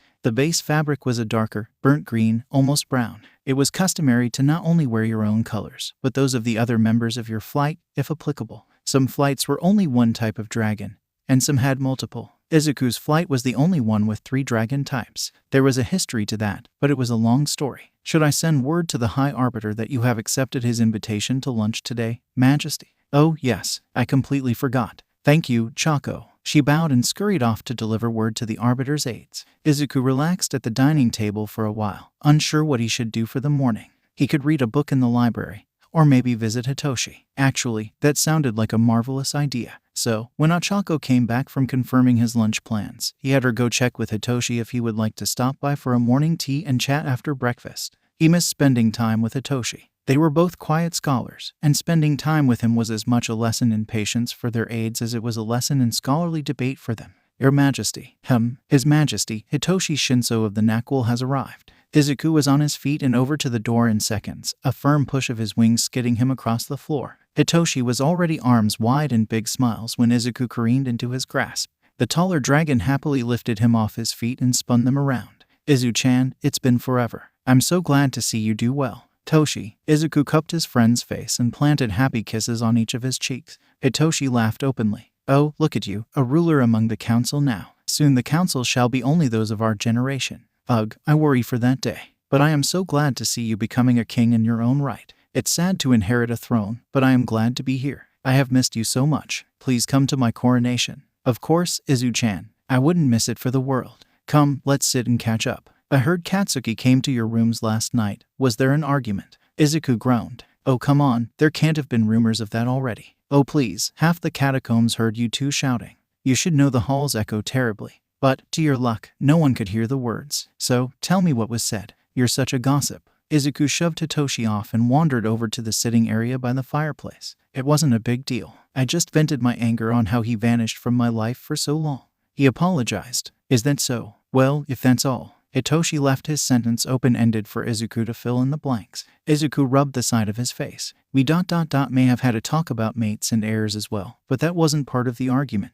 Why do I feel like you have thoughts on it, though? Well, it was weird. 𝐻𝐻𝐸 looked sad, disappointed. When he left, Hitoshi settled onto the couch and placed an arm over the back, crossing his legs. Well, what did you say that might have upset him? Nothing. He mentioned being unprepared for an heir yet. I said I wanted one, and he asked if I was thereby looking for a female mate. Izuku sighed. I said yes, but you don't necessarily need a female mate to produce yourself an heir. Hitoshi knew his secret. 𝐻𝐻𝐸 doesn't know that. We didn't discover it until after he and I lost contact. Hitoshi clicked his tongue. And you didn't want him to know this. Why? Izuku put his hands between his knees and chewed on his lip, unable to answer that question.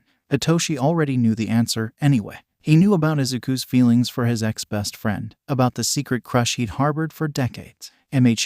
That's what I thought. You know you can't keep it from him forever. He doesn't want children, Toshi. Not now, and he certainly can't want me. It's a stupid crush and I know he doesn't reciprocate it. If he did, he wouldn't have left me all those years ago. Hitoshi sighed. You are the dumbest smart person I know. What is that supposed to mean? Oh my dear gods. Izuku, are you really that blind? Toshi. Izuku stood up, frustrated with his friend, and honestly confused as to what he was even talking about. Calling Izuku dumb was certainly a great insult, but he could tell it was said in jest. So why joke about Izuku being stupid and blind? He loves you, you idiot. Izuku scoffed, shocked at the suggestion. Now I know you're the dumb one if you think, for even a second, that 𝐻𝐻𝐸 loves me any more than he loves his closest friends. It's simply not possible. Besides, we all know he's secretly enjoying his aide's company. I'm sure he will eventually take him as a mate. Katsuki wouldn't offend his dead mother and still living father by taking a commoner as a mate. Just like I know that's partially why you haven't forged an agreement for Ochako to bear you half-bastards. Plus, if I heard right, 𝐸 is already taking a mate, Mina Ashido.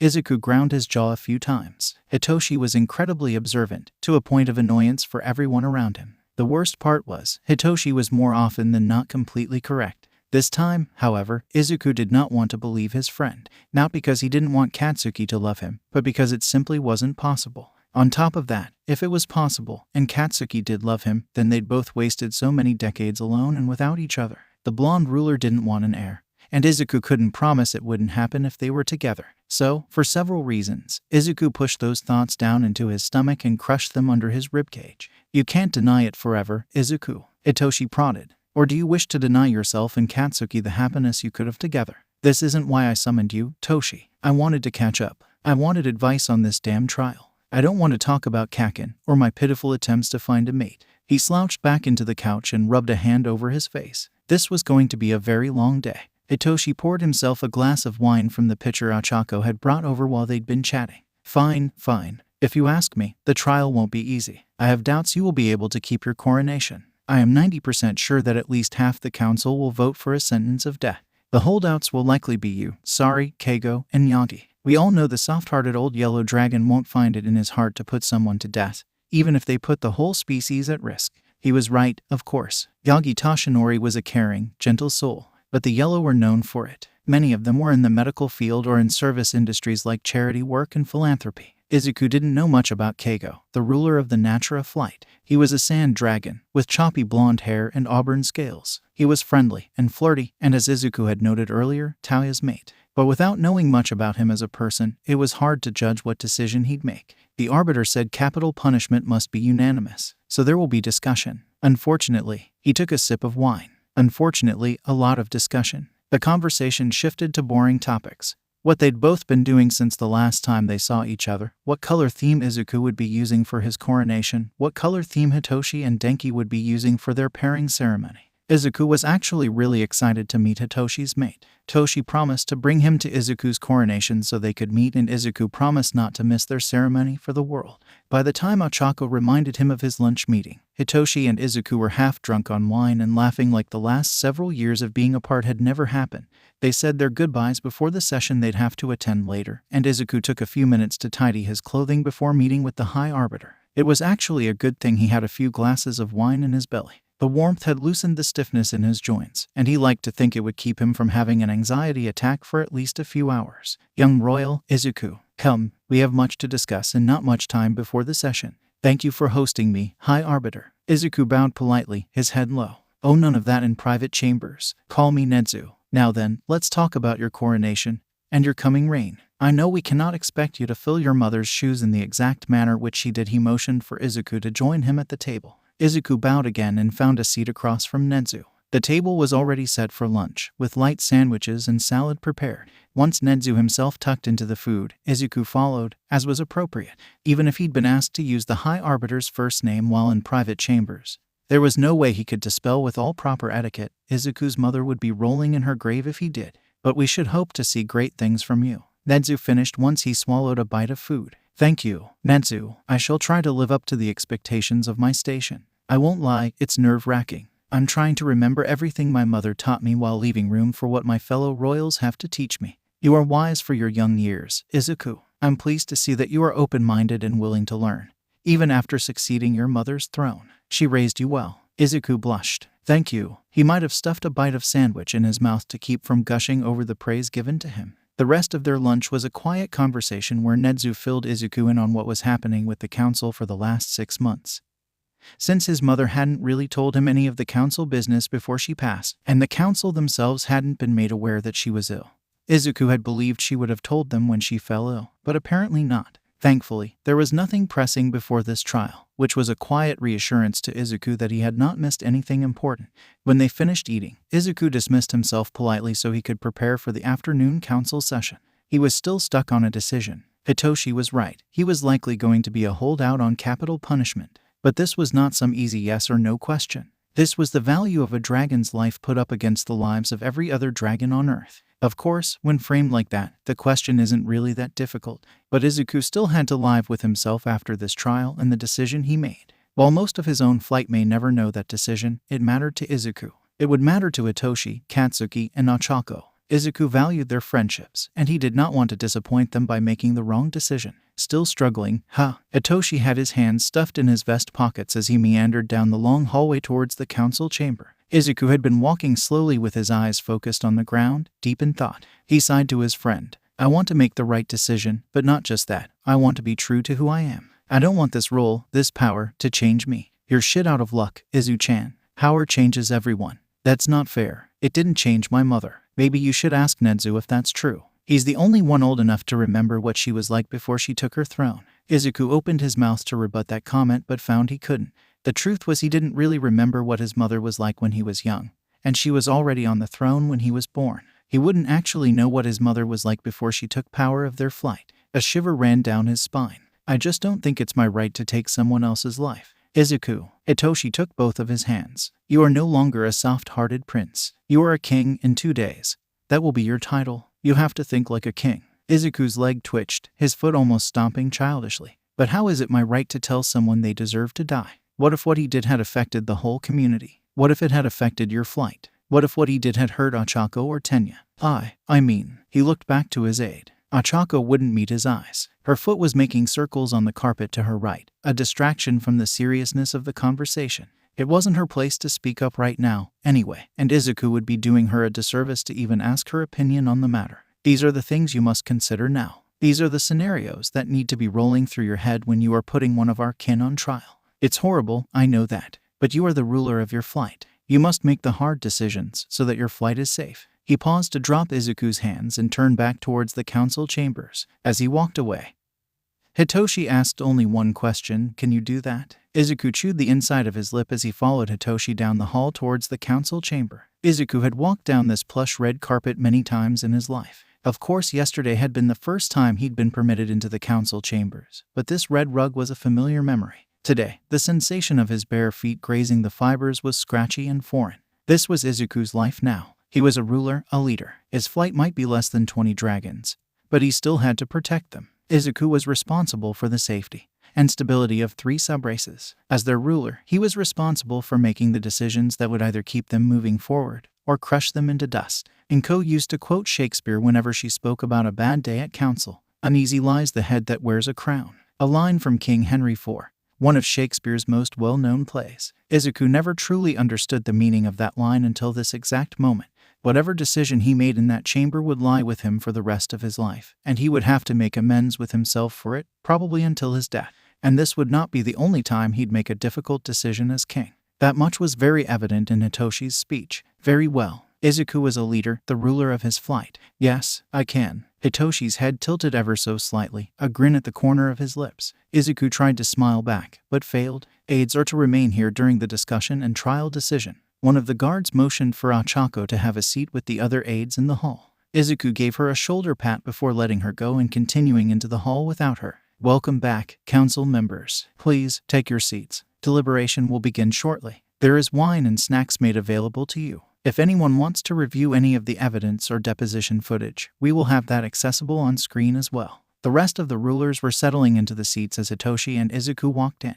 The chamber had been emptied of guards and aides. Only the 9 rulers remained at their round table. Was this purposeful to keep the voting secret? That might alleviate some guilt, but all members of the community knew that for a capital punishment to be handed down, there had to be a unanimous decision from the council. Granted, how they came to that decision would be kept private, so maybe that was the point. Once they had all taken their seats and half of them had poured themselves glasses of wine, Nedzu started the meeting. I'd like to get an initial vote before we open discussions. You can either vote for or against capital punishment, or you can enter a vote of undecided at this time. It is important to note if you are voting against capital punishment, the only alternative is eternal imprisonment.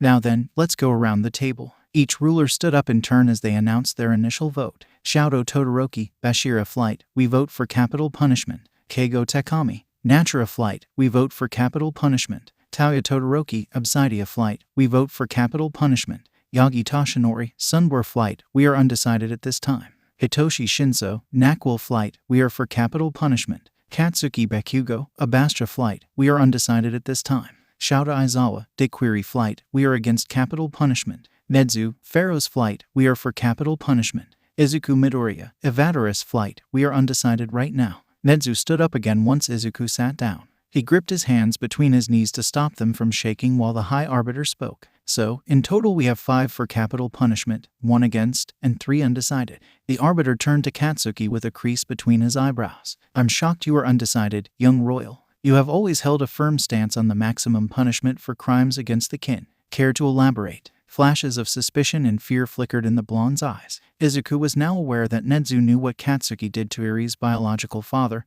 Was that what he was hinting at? The Abastra ruler stood back up with a careful sigh and a shake of his wings as if dismissing his nerves. You're correct, High Arbiter. We have always held a very firm stance on the subject. However, Aoyama's actions have not caused direct harm to the wider community at this time.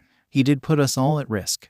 That much is certain. But as of now, it doesn't appear that anyone he was paid to report to even believed in what he brought them. Katsuki sighed. But as always, I am open to discussion on the matter. You make a valid point. Nedzu was combing through the paperwork sitting in front of him on the round table, searching for something while mumbling about scales and reports. When he found it, the old dragon stood back up. It does not negate the fact that Aoyama delivered them stolen bones from his flight's tombs, and scales from his own wings. Katsuki motioned to Yagi. We want the Sunbor's position on this matter. Aoyama is yellow, is he not? The older yellow dragon carefully pulled himself out of his chair with a groaning sigh. Exhaustion was evident in the lines on his face and dark circles around his eyes. Izuku had not noticed it until the older ruler struggled to stand up. The Sunbor do not have a distinct position on this matter. I don't believe you, Majesty. Katsuki leaned over the table. Aoyama stole bones from your flight. I don't believe for a second that your flight was not up in arms over that alone, regardless of what he did with them. Why are you protecting him? Katsuki's point was, though crude, accurate. The resting place of each flight were heavily guarded secrets, and perpetually guarded. If Aoyama managed to, first, break into the tombs, and second, steal the bones, there was a serious hole in their security. But even worse, the whole flight should have been ready to bury Aoyama themselves. The bones of a past dragon were incredibly powerful. Now that humans had genuine bones and scales, there was a high chance they would discover secrets that the dragons have protected for millennia. We are not protecting the boy, Yagi growled. The old ruler's claws were just barely digging into the table. His body language did not match his words. Most of the bones were recovered. His scales are his own to damn himself with. Excuse me, Nedzu snapped. The reports did not indicate any of the bones were recovered. That's because it only happened this morning. We received notice just before entering the council chamber. The High Arbiter settled down, his wings rustling behind him. Very well. So just because some of the bones were recovered, the Sunbor have no stance on the offender's punishment. Enough, young royal. Nedzu held up his hand. Katsuki immediately sat down. The admonishment in the Arbiter's voice was clear. 𝐻𝐡𝐢𝐬, you should know better than most that we do not hide anything within these chambers. I ask you, politely, to explain your position, or lack thereof, on this matter. Forgive me, High Arbiter. I believe we have forgotten ourselves. 𝐻𝐻𝐬 settled back into his chair as he continued. I'm afraid I also received news that 𝐻𝐻𝐬 parents were found dead this morning. It is, as of yet, unclear if this was a murder or suicide. This news has tainted our opinion of the matter. High Arbiter, our vote should not be counted. This matter is too close. 𝐁𝐸 narrowed his eyes across the table. He shifted one leg over the other and folded his hands in front of his face. The old dragon was thinking over the request, and he didn't seem to mind that it left the rest of them waiting for several minutes. We appreciate your honesty, 𝐻𝐻𝐬. You are excused from this matter. Please go attend your flight. We would like a report on the deaths when the cause has been determined. Of course, High Arbiter. The room sat in silence as 𝐻𝐻𝐬 slowly hobbled his way out of the council chambers. The loud clang of the door closing rattled Izuku's wings in an uncomfortable way. He rolled his shoulders to try and dismiss the sensation. Excuse me, High Arbiter. Yes, 𝐲𝐻𝐬. We have decided to change our vote. We are for capital punishment. The Deku ruler bowed his head and sat back down without another word. 𝐁𝐸 flipped back to the notepad he had been using to write down the votes and made a few marks. So, that leaves us with 6 for capital punishment and 2 undecided. Katsuki, Izuku, have either of you changed your vote? Not yet, High Arbiter. Katsuki grumbled. Izuku shook his head. Very well. We've heard from Katsuki. Izuku, would you explain your stance? Izuku took a shaky breath and nodded. He stood up carefully, to avoid squeaking the chair on the ground in the process. Itoshi gave him a soft, reassuring smile. Katsuki wouldn't look him in the eyes. While we understand the important position we are in, and the difficult decisions that must be made by all rulers, we do not feel that we have the right to call for the end of another dragon's life. That being said, we do not feel that the boy should go free. His actions were a great risk to the wider community. Even if some of the bones were recovered, he still stole them and provided them to the humans. This is a great desecration and disrespect to the 𝐴𝐵, as well as all dragons. Izuku took a shaky breath. We are not opposed to capital punishment, but we need to hear more discussion before we decide. Well said, young royal. Thank you. You may be seated. Would any of our 6 voters for capital punishment like to make an argument? Go ahead, 𝐻𝐻𝐬. Izuku practically collapsed into his chair as the 𝐵𝑡𝐢 ruler stood up. We shouldn't be thinking about this as if it's taking a dragon's life. 𝐻𝐻𝐬 made his loyalties very obvious when he decided to steal from us and give to the humans. He is no longer one of our kin, and this trial is to determine the fate of a person who committed one of the greatest offenses against our community. 𝐻𝐻𝐬's right. Keigo stood up. This boy broke the sanctity of the 𝐴𝐵 tombs, stole sacred bones, and even mutilated himself in order to make a profit from the humans. We can't even be sure that bones and scales were all he gave them. What if he told them where any of the headquarters are for any of the flights? What if he told them where the entrance to the pharaoh's catacombs is? Don't make such wild accusations without evidence, Natura. 𝐁𝐸 barked. Keigo bowed his head. In these chambers, the pharaohs held the majority power. The High Arbiter was not ruler over the whole community, nor the council, but he was the master of ceremonies, in a sense. He was guiding hand to the council, and held the most sway in terms of what subjects the council deliberated. Lastly, he had the final say on all matters of dragon etiquette. He kept the council on task and in line. Forgive me, High Arbiter. We were only trying to make a point. Your point was made. Sit down. The discussion went on for at least 2 hours. Izuku didn't try to keep track of it. There was an old grandfather clock by the door that was wound every day, but they weren't allowed to bring their phones to the pharaoh's catacombs. Besides, given how deep they were underground and underwater, there was no way to receive phone service or even internet. 𝐁𝐸 had tried a couple years ago to get internet wired down here, but it would have raised way too many questions with the humans. Izuku paid close attention to the arguments that each ruler made, but none were as convincing as Keigo's argument. Izuku had not even begun to consider the reality that more of their secrets could have been given up by word of mouth. They wouldn't be able to get evidence of that without 𝐻𝐻𝐬 admitting to it. Izuku could not bear the idea of his kin being revealed by a traitor to the humans. The shadow of the hunts that devastated their numbers still hung over their heads. There was no length Izuku would not go to in order to prevent the humans from hunting them down for scales and power ever again. Very well then. If there are no more arguments to be heard, we shall take a revote. To make this faster, if your vote is unchanged, please raise your hand. Everyone but Katsuki and Izuku raised their hands. 𝐵𝑡𝐢 𝐸𝑉𝑎𝑡𝑜RIS, please tell us your votes. Katsuki gestured for him to go first. Izuku nodded to himself. We are for capital punishment. 𝐵𝑡𝐢. 𝐁𝐸 turned. 4. 𝐁𝐸 stood up slowly. He was older than 𝐻𝐻𝐬, though he showed it less. The final decision of the council somehow took a few years off his shoulders, and he stood just a little bit straighter than he had a few hours ago when this session started. Then it has been decided. 𝐬𝐡𝐢𝐬 will be retrieved from the prison depths and remanded for execution at midnight. As is our tradition, his heart shall be removed and made into ash. 𝐓𝐡𝐢𝐬, you are both born of fire, I will volunteer. 𝐜𝐡𝐬 cut in. 𝗫𝐸 arched one eyebrow and looked to 𝐴𝐻𝐸. The crown prince shook his head. He would not challenge 𝐜𝐡𝐬's claim. While it would be slightly rude for a regent to take claim over a king, he could challenge it if he wanted to be the executioner. The dragon's heart could not be destroyed without the flames of another dragon. A simple bonfire would not suffice. As the pharaohs were all white dragons, their breath was often ice or water. It wasn't unheard of for any dragon to have access to fire breath, but they likely didn't have any in the catacombs at this time. Izuku's breath was a cloud of poison, as almost all jade dragons owned. Oh, right, Izuku was all that remained of his species. He cleared his throat and stood up. High Arbiter. Yes, young royal. Everyone was preparing to leave, and he realized he hadn't told them one of the most important announcements he should have pointed out when he arrived yesterday. His mother had kept their numbers a secret for many years, in hopes that he would produce an heir, but that had failed thus far, so he had to own up to this truth. We forgot an announcement. Are you quite all right, Izuku? 𝗫𝐸 rounded the table, sensing the pain in Izuku's voice. It struck him so suddenly to remember that he was the last of his kind. Even if he found a mate, there was no guarantee they would produce another pure jade dragon. Actually, given the genetics, there was almost zero chance the dragon produced from his pairing would be even remotely pure jade. Izuku himself was only just considered pure as his mother was, but his father was half. Still, he had to admit it to the council. My queen mother refused to admit this truth until it was assured, until there was no other option but to face it. It was easy. We haven't had a census in a long time. He sighed. With the queen mother's final flight. The jade dragons are extinct. She was the last female, and I am the last male. The room was filled with mixed reactions. Keigo put his hands to his mouth as Tauya pulled him into a hug. Xiaoda's fists clenched at his sides. Xiaoda looked away as he tried to hide the way his jaw clenched in frustration or maybe in resistance to tears. Katsuki's right hand was gripping the back of his chair hard enough to make the wood creak and his claws leave white lines on the wooden surface. Oh, Izuku. 𝗫𝐸 brushed a hand down his face. I am so sorry. The loss of a subspecies was painful. They had only lost 2 other subspecies in history. No one wanted to face their own extinction. No one wanted to admit that they were a dying race. When dragons filled the world, each subspecies had their own flight, their own rulers. But as time wore on, and their numbers depleted, loneliness prevailed. Now, instead of 18 flights across the world, 9 remained, as the flights were combined over time.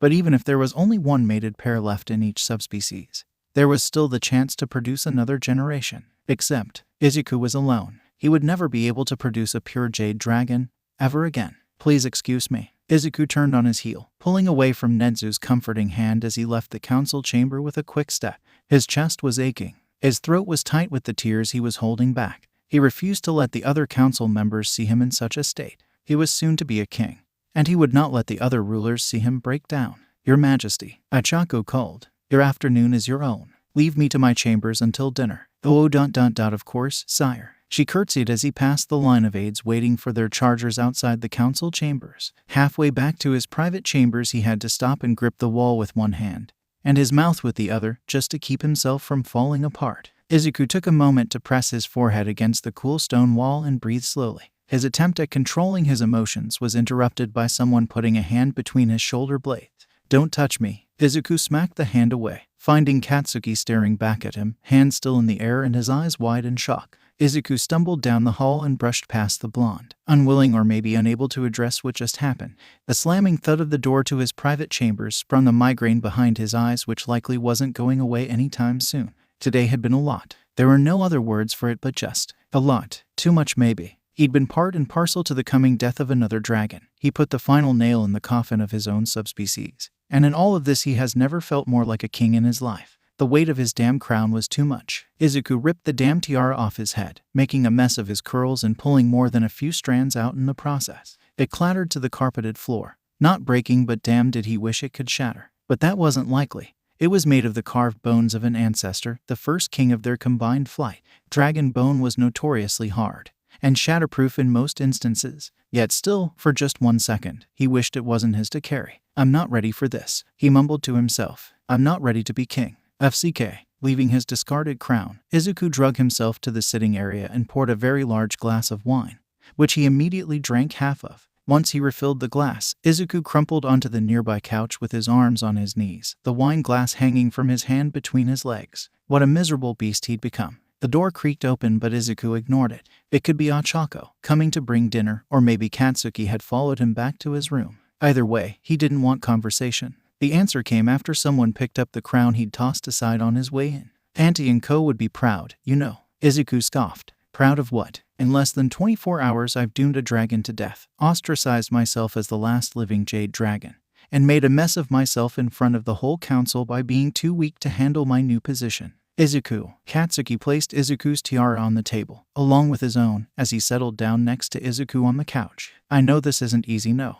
You don't. I get that you know how hard it is to be a ruler. You've been doing it much longer than I have. But you don't understand this grief. Don't tell me you do, because I know you have at least 4 mating pairs of reds left in your flight, and several more orange. 𝐀𝐦 sighed. That is true. Your flight has suffered the most losses over the years. I'm sorry. I know I don't understand that kind of grief ... but you have to be strong. How can I be, Kaken? How? I'm alone. I am utterly and singularly alone. There will never, on this earth, be another of my kind, because you do not just represent the jade, you represent 2 other subspecies, and you must be strong for them. You need to secure the next generation for them. I'm not ready for this. 𝐬𝐸𝐬 rubbed his hand down his face. Yes, you are. Your queen mother raised you to be a king someday, and that day has come. 𝐀𝐦 reached across the vast space between them and pulled 𝐬𝐸𝐬's face up with one finger. 𝐬𝐸𝐬 allowed it, finding those brilliant ruby irises looking at him with adoration. What was that glossy look in his eyes? You were born for this. And really, what more could he want to hear? Maybe it was the grief, or maybe all the wine he'd been drinking today.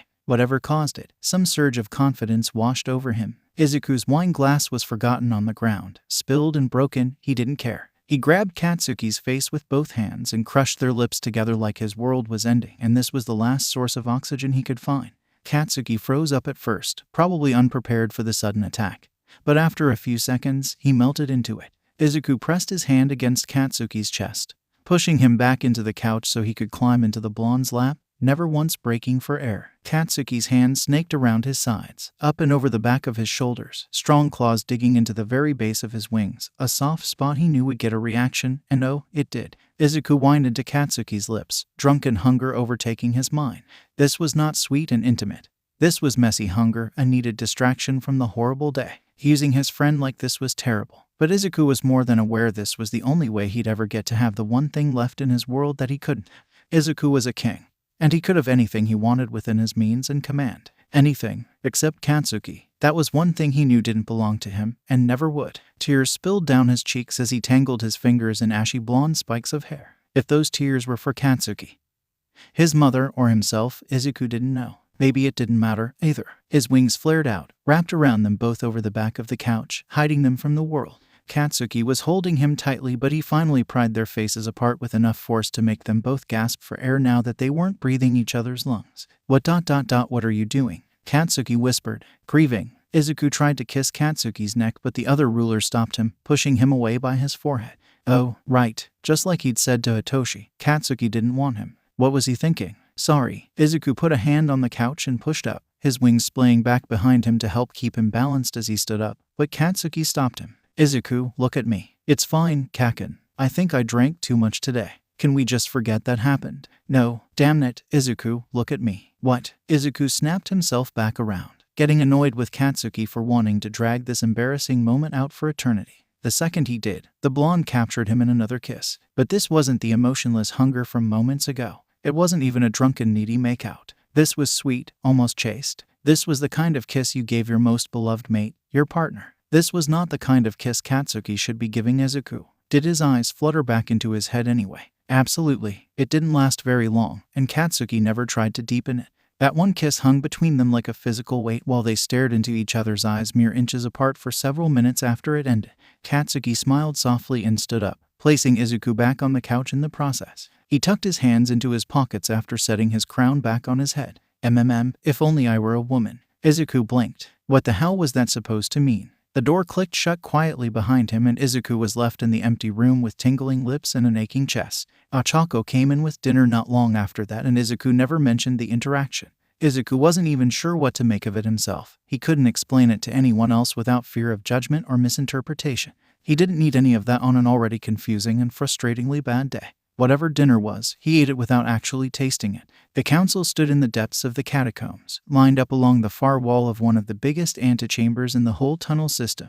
This level was 5 below the council chambers, and 1 above the prison. Down there, several dragons were locked away forever. It was rumored there were still a few down there in their true forms, fully realized dragons in all their glory, but forever banished to the depths of the pharaoh's prison for crimes against the kin. Before them was a wide round stage with a couple platforms. There was nothing else in this huge cavern but a few banners hanging from the ceiling. Each council member stood with their aide behind them, if they brought one. 𝐻𝐸 was missing, and 𝐬𝐸 assumed that meant he was watching over 𝐸𝐸 5 levels above them. 𝐻𝐸 had agreed to come, though 𝐬𝐸 had told her she could remain in his chambers. 2 guards led 𝐬𝐸 out of the far end of the room, where a stairwell went down to the central prison. The young dragon they brought in was in iron shackles, which had already left burning red marks around his wrist and ankles, making him limp as he walked up to the platforms. 𝐬𝐸 winced. He'd only felt pure iron once, when his mother forced him to hold a pure iron coin in the palm of his hand so he would know what it felt like.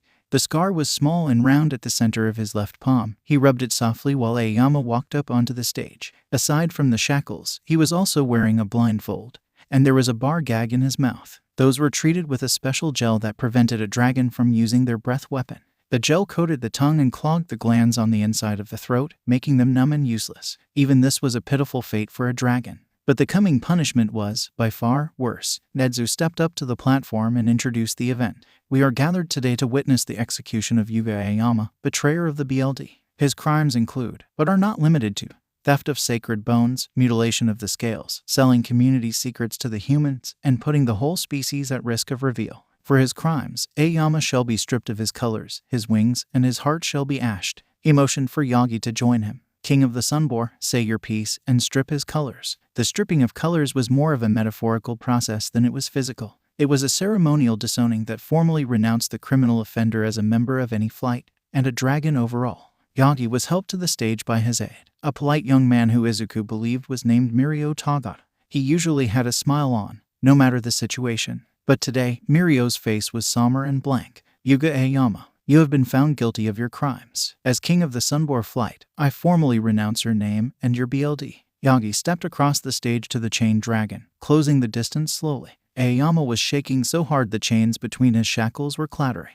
Yagi closed his eyes for a moment, his mouth moving in some unheard prayer. Then, in one swipe of a clawed hand, he left 5 long red marks across the younger dragon's chest. This was both to mark him as denounced, but also to soften the chest for the coming blow. The chained dragon whined his agony from the claw marks, the only sound he could make in his current gagged state. You, betrayer, are no longer known among us. You will die in obscurity, and our kin shall not mourn you. Your bones will not be welcome in our tombs. They shall instead be buried in the prison, as a reminder that this capital punishment is eternal, just like your betrayal was. Yagi turned his back on the chained dragon and 𝐸𝐸 led him back to the line of council members. 𝐻𝐸 then gestures for Katsuki to take the stage. 𝐬𝐸 watched him carefully, looking for any signs of what transpired earlier that day, but there was nothing. The blonde ruler had relaxed posture, and that perpetual scowl on his features. He was now dressed in formal wear, unlike the rest of them. His brilliant red robes were now black and flowing behind him in a short train. He was not wearing a crown, but he was wearing a sword on his left hip.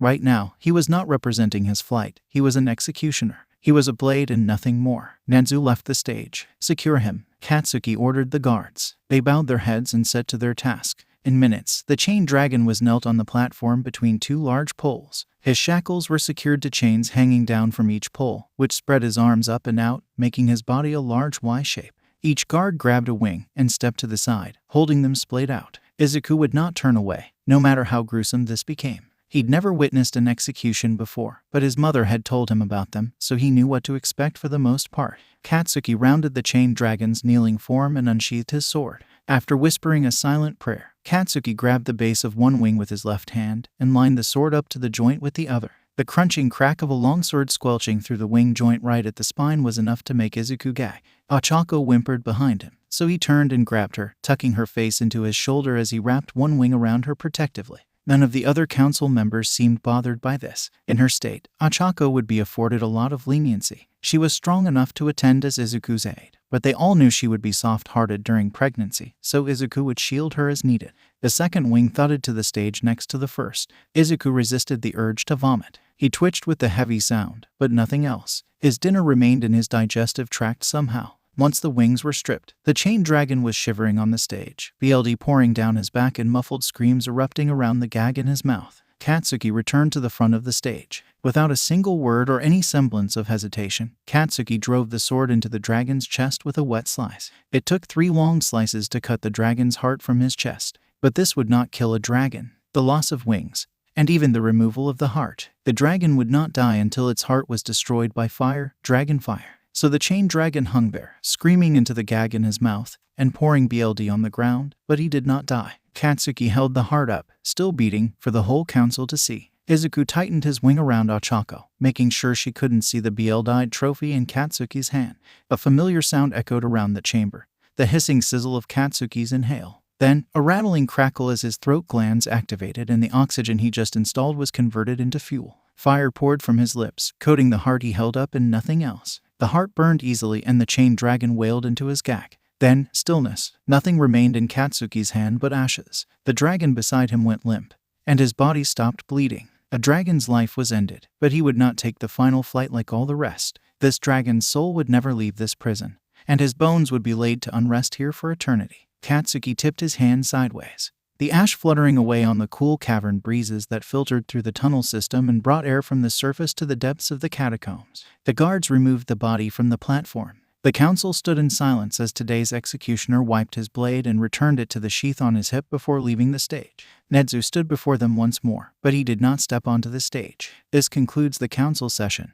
All members are dismissed. You may call for your portal whenever you are prepared to leave. We thank you for your attendance and wish you all the best of luck until the next council meeting. 𝐴𝐻𝐸 walked beside him as they climbed the stairs back to the council chambers. 𝐬𝐻𝐸 had stayed at the back of the pack, choosing to climb the steps at a slow pace so he didn't exert himself. He was already emotionally exhausted. He didn't need to physically exert himself as well. Your Majesty, she asked when they were halfway up the 5 levels. The rest of the council was quite a ways above them now. Yes, dear. You seem so close to His Majesty, 𝐵𝑃𝗲. Should I have the office send him an invitation to your coronation? Though bold of her to make a comment about his relationship with 𝐬𝐻𝐸, 𝐬𝐻𝐸 chose not to take offense at the suggestion. She meant well, and 𝐬𝐻𝐸 knew that. After all, it was her job to make sure 𝐬𝐻𝐸 was happy and taken care of at all times, ensuring his friends and those he loved were at his coronation could easily count under her duties. That would be lovely, thank you, 𝐻𝐸. We should head home immediately. The coronation is tomorrow, and I am hardly prepared. He took a few more steps, then stopped.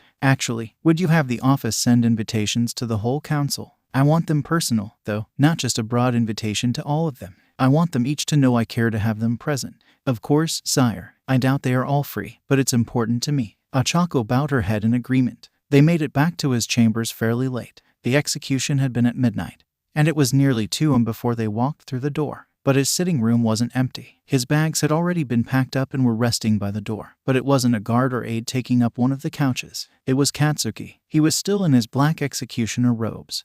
But the sword was gone and he was cleaned up, not a drop of 𝐵LD on his body or hands. Leave us, 𝐬𝐻𝐸 requested. 𝐴𝐻𝐸 dipped her knees and went to her own room to finish preparing their departure. Black looks good on you, 𝐻𝐸. Does it? I'm not a fan. He smirked, a playful little grin spreading across his lips. Oh, 𝐬𝐻𝐸 flopped on the couch next to him and kicked his feet up on the coffee table. And why is that? Because I'd much rather be wearing your colors. 𝐬𝐻𝐸 blinked. What? The wearing of another's colors, specifically when they did not match one's own, was generally reserved for mated pairs or family if a child's colors did not match their parents and vice versa. It was a sign of support and love. To suggest that out of the blue was akin to asking 𝐬𝐻𝐸 to be his mate, though in a very polite and vague way. 𝐬𝐻𝐸 must have heard him wrong, so he laughed. All right, anyway, 𝐸𝐸, my office will be sending you an invitation to my coronation tomorrow. I really hope you can attend. 𝐬𝐻𝐸 took a cigarette case from his melon's pocket and lit it with a tiny lick of flame from his mouth.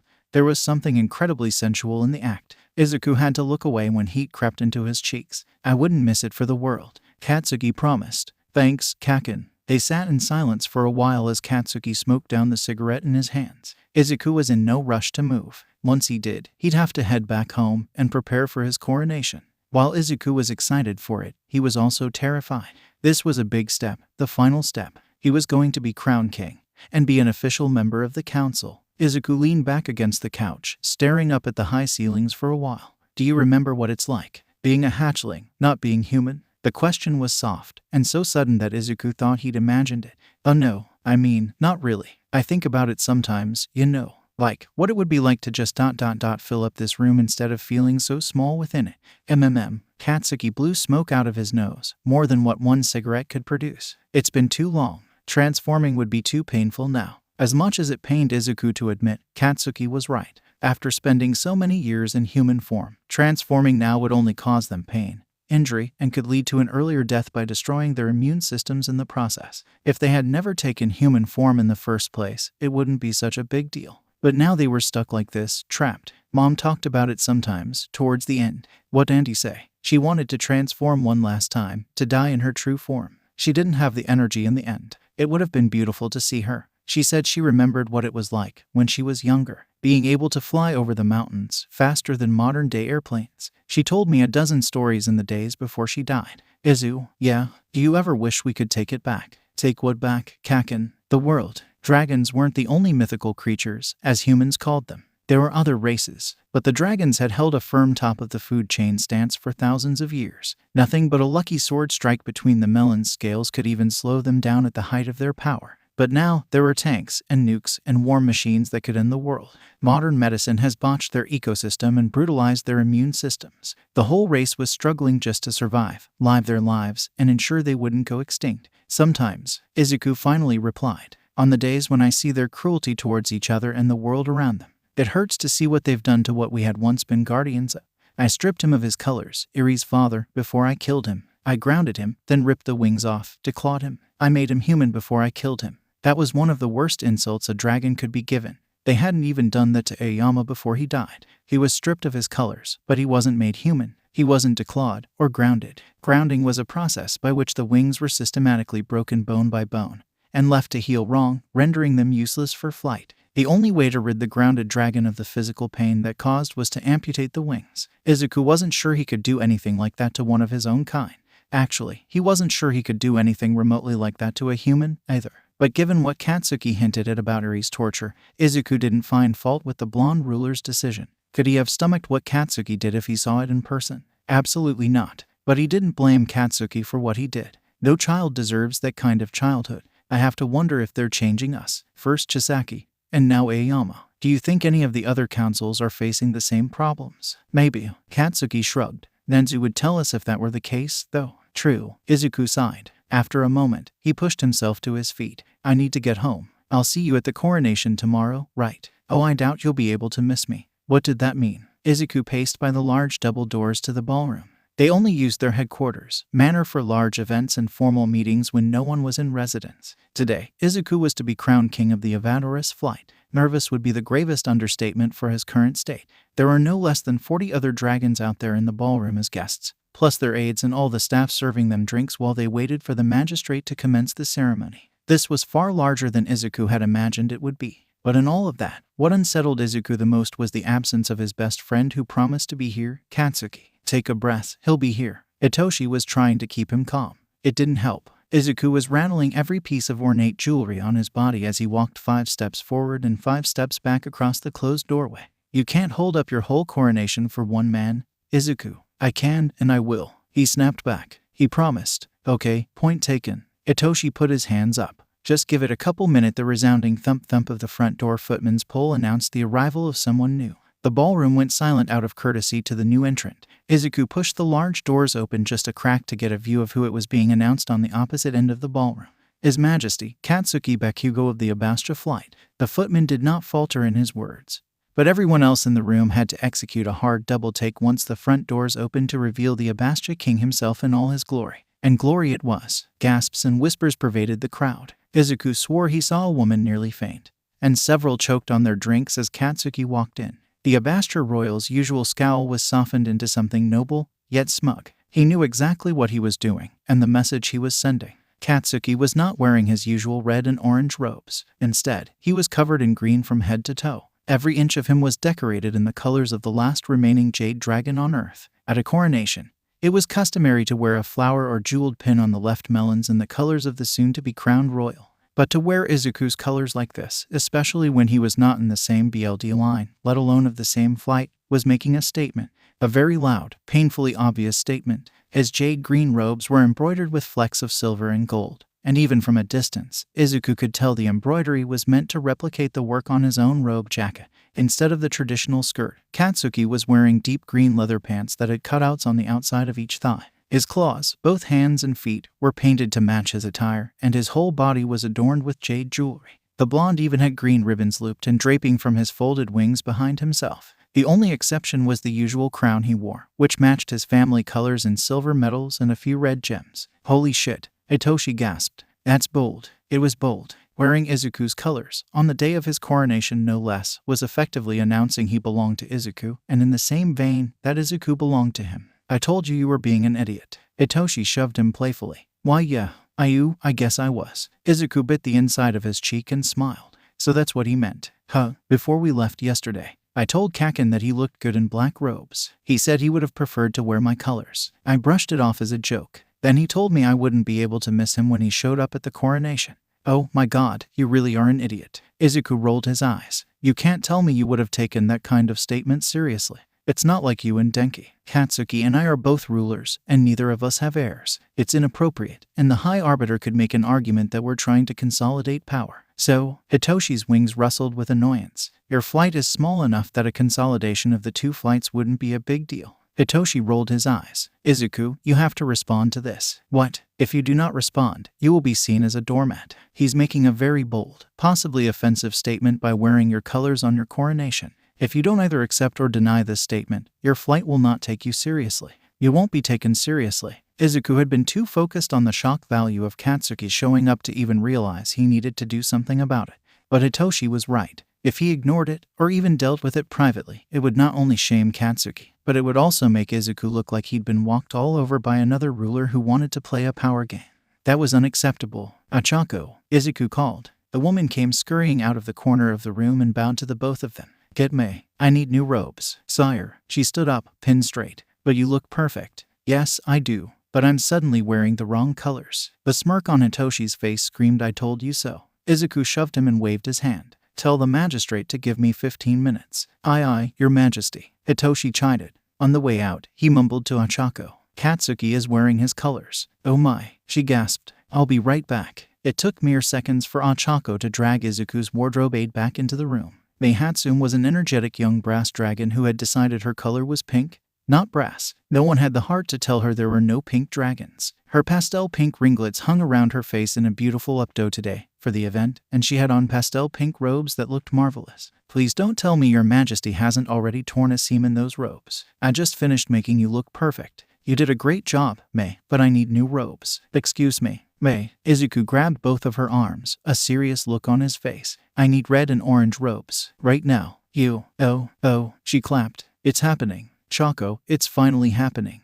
Shit, yes, I am on it. Give me 5 minutes. I prepared for this outcome. I just didn't think it would happen so soon. What is she talking about? 𝐴𝐻𝐻𝐿 took Izuku's hands, folded them together, and smiled. We have all been waiting for you to face your feelings. Your majesty was so obviously missing his best friend all these years. And with how you danced around each other for the last 2 days at council... Well, I may have asked me to prepare you a set of formal robes in 𝐴𝐻𝐻𝐿's colors, just in case. 𝐴𝐻𝐻𝐿, he pulled her into a hug. You are truly a great friend. She hugged him back, just as tightly, until 𝐚 came back to interrupt them. 10 minutes later, Izuku turned to face the hall mirror. For a few seconds, he forgot to breathe. He looked breathtaking. 𝐴𝐻𝐻𝐿 stood behind him with her hands clasped over her growing belly. Yeah, Izuku agreed. It is. The robes 𝐚 had prepared, on barely 2 days' notice, were a brilliant mix of swirling red and orange fabric. At the very bottom of the jacket, the red fabric was embroidered with a deep gold thread.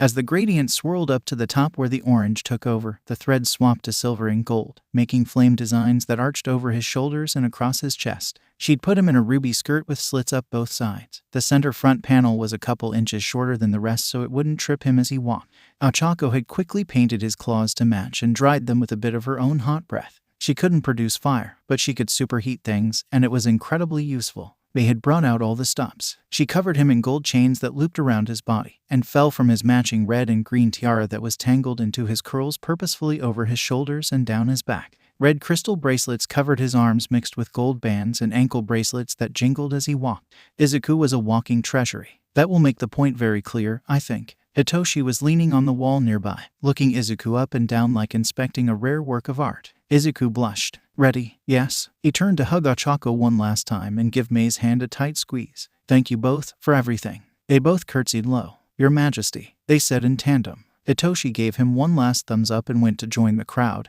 and his mate for the ceremony. Izuku moved back to the door he'd been pacing by not 20 minutes ago, prepared for it to open and announce him to the dragon world. Ochako took her place behind him a moment later. They had placed 2 pins on her left melons. One was a brilliant jade green jeweled pin with floral design. The other was a red ribbon looped and tied with a thinner orange ribbon. She was wearing both colors, and Izuku couldn't be happier to see it. The footman's pull sounded again, but this time on the near side of the ballroom where they stood. Thump thump. His Majesty, Crown Prince Regent Izuku Midoriya of the 𝗓𝗲𝗏 flight. The wide double doors swung open. The whole ballroom hushed. Izuku looked at the floor for only a moment to gather himself. Then, head held high, he started walking. His mother's throne was to the far left of the room on a raised dais. Izuku had to walk halfway into the room, turn left, and join the magistrate at the dais for the ceremony. As he walked, he noted the looks on everyone's faces. Shock was the most prominent feature, but a few of those who knew him well enough wore bright smiles or smug little grins. He shot more than a few people knowing glances. The walk was slow, a procession of his own glory, but he took it with pride and a stiff spine. He would not lower his head in his own throne room. As he turned the corner and the throne came into view, he caught sight of Katsuki, the vision in green, standing just below the dais to the right of the carpeted walkway to the throne. The blonde's face was full of surprise when he finally caught sight of Izuku, wearing red and orange. But that shock quickly melted into a soft sort of joy as the Jade Dragon approached the dais, and Katsuki himself. He stopped beside Katsuki for only a moment, but in that moment, they shared a conversation between their eyes. I choose you. Izuku smiled, not saying it aloud, but knowing Katsuki would understand all the same. I am yours. Katsuki's eyes said back, his head bowing low in respect. The magistrate motioned to the dais beside him. Izuku bowed his head respectfully and approached, taking his place facing the crowd of dragons there to celebrate his coronation. Pride swelled in his gut, which made his spine somehow straighter and held his wings slightly extended to the sides. Beloved community, the magistrate began. He was a tall, imposing old dragon, much older than even Nezu or Yagi. His face was wrinkled and his hair was white beneath his rather opulent headdress, which reminded Izuku of the human Pope's headwear. We are gathered today in recognition and honor of the 𝗓𝗲𝗏 flight. Today, we crown a new king and honor the memory of our beloved Queen Mother 𝐀𝐻 Midoriya, who has taken her final flight. The old dragon cleared his throat and went on, lumbering across the dais with a hand held up over Izuku's head. Our young royal is to inherit this flight, and the duties of protecting those within. Izuku, do you swear by your BLD to serve and protect your subjects? I do, Izuku answered. No hesitation, his voice strong and confident. This was the only formal instance where he was to refer to himself in the first person, and not by the royal we. Do you swear by your BLD to guide your people into the next generations, so long as you shall live? I do. Do you swear by your BLD to safeguard the secrets of our kind from any and all who would use them against us? I do. The magistrate slowly lowered a delicate wreath to his head. It was made of evergreen leaves, the symbol of his flight. The wreath was only worn during the coronation or any meetings where he needed to be seen as the formal head of the flight, like court proceedings, though council meetings were exempt from this rule. The wreath was heavier than Izuku had imagined, and a couple of the bows poked into the side of his head. This was the weight of leadership, and he wouldn't trade it for the world. By the powers vested in me by the Dragon Council, I hereby proclaim you King 𝗓𝗏𝗏, Izuku Midoriya, ruler of your flight. May you fly true, always. May you always fly true. The whole ballroom shouted the words at once, 3 times over. The humans took this tradition centuries ago,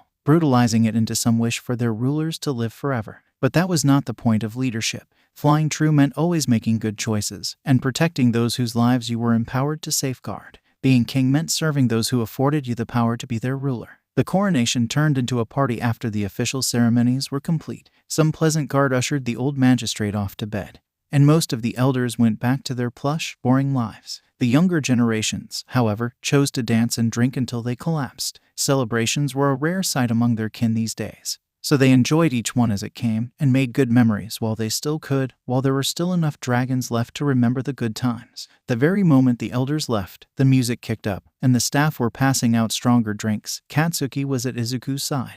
Dance with me. It wasn't a request. Not quite a command, either. But Izuku was feeling playful, so he stuck his nose up a little. Shouldn't I be asking you to dance with me? After all, this is my party. You have a point, but I was the first to offend this evening. It's only fair that I make things right. Very well. Your offense is forgiven, so long as you do not step on my toes. Izuku stopped counting the time as they danced. He wanted to spend eternity spinning in the arms of the man he loved. Katsuki couldn't take his eyes off Izuku, no matter who came up and asked to cut in. They did take breaks to drink and eat, and talk with their friends. Izuku finally met Denki, Hitoshi's new mate. Their pairing ceremony was coming up soon. That would be the next celebration, and likely the only one for a while, unless Izuku and Katsuki decided to make things official. That was a conversation for later. The whole affair finally died down around 11 in the evening. Most of the community still had human jobs they had to attend to the next morning.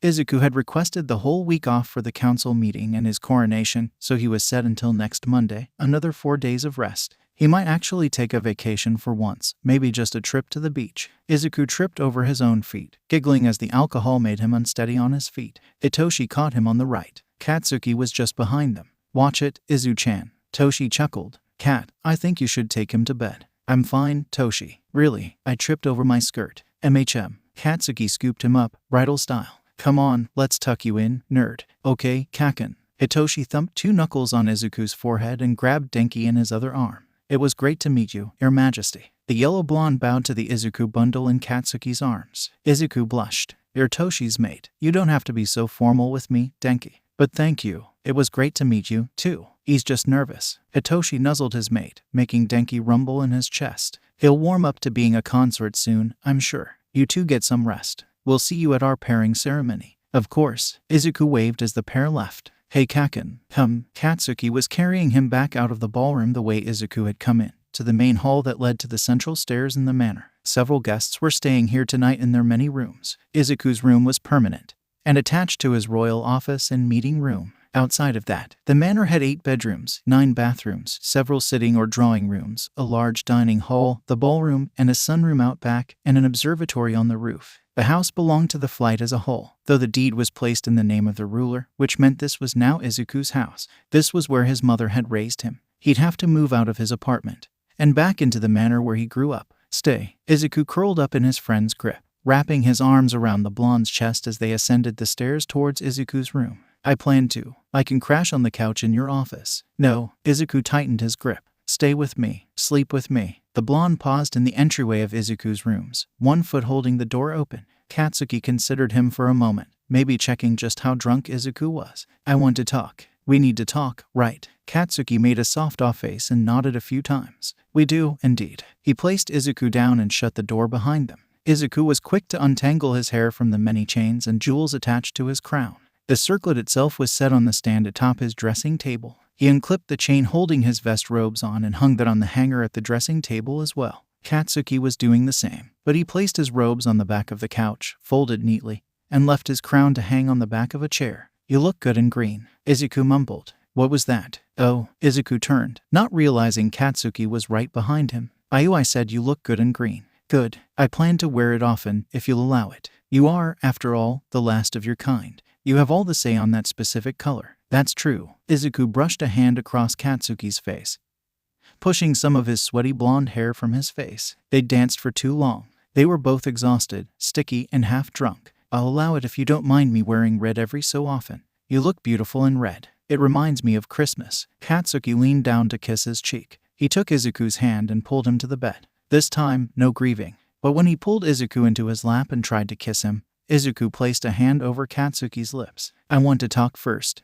The blonde nodded. "You said something the other day when we were talking that you wished you were a woman. Is that because I was looking for a female mate?" Izuku pulled his hand away. Katsuki sighed. "I think so. I was just upset. I could tell you felt something for me. I've known for years. I was denying it for years. But I know how important it is to you. I mean," he sucked his teeth for a moment, mulling over his words. "After your announcement, I finally understood how important it was to you to produce an heir. I know I can't give you one. Even if I could, there would be no assurance it would be Jade.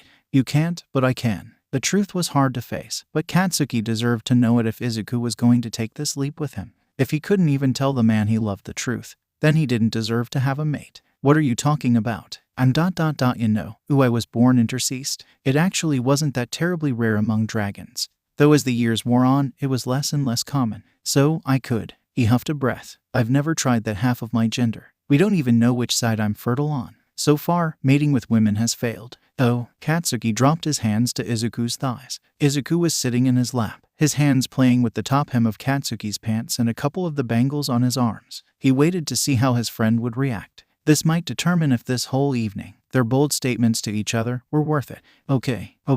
Izuku looked up, hopeful but hesitant. Yeah, honestly, more than okay. Izuku, I want you. I want you to be my mate. I don't care what's in your pants. But if you want an heir, then your intersect nature is all the more welcome. I will try to give you children. But the important part is I just want you to be mine. But ...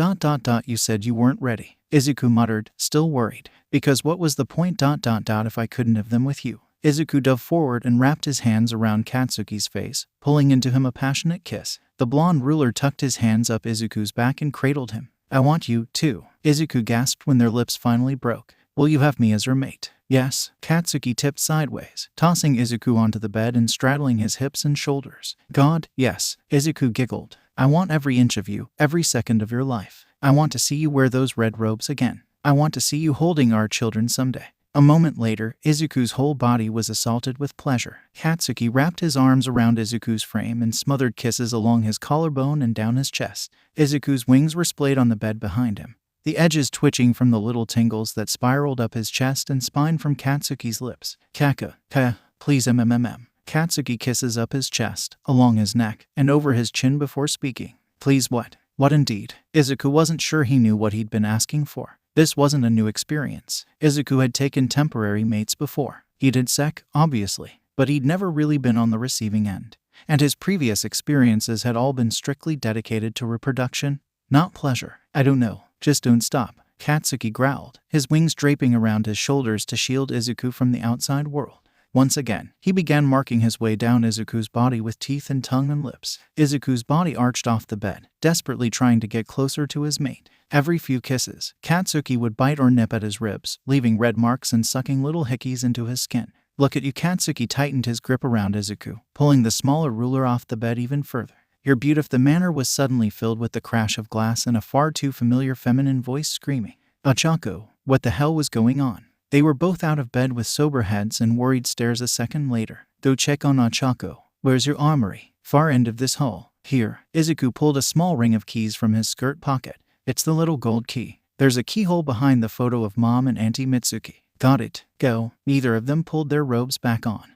They moved quickly through the house with little regard for their crushed moment of intimacy that was now ruined for the night. Katsuki dashed off to the left of the hall while Izuku ran down the stairs, taking them two at a time and using his wings to keep his balance. His skirt billowed behind him. He really should have tied it up before running off. Ochako, he called, heading straight for where the scream had come from, the sitting room on the first floor by the front door. What he found at the base of the stairs was an entirely unexpected sight. Izuku, and likely Katsuki, had assumed a couple dragons got into a drunken fight after the party. A drunken disorderly wouldn't be much of a surprise. It was just dangerous when dragons started spitting fire indoors. But that was far from the reality he found. Men in black combat gear stood in a strategic formation, wearing masks and night vision goggles. Dragons had excellent night vision. They never bothered to leave lights on in the manor after dark. It wasn't necessary. They all had guns, rifles and pistols, and a few looked to be carrying grenades, too. Izuku had never seen an infiltration of a dragon headquarters. There were none in the history of their kin.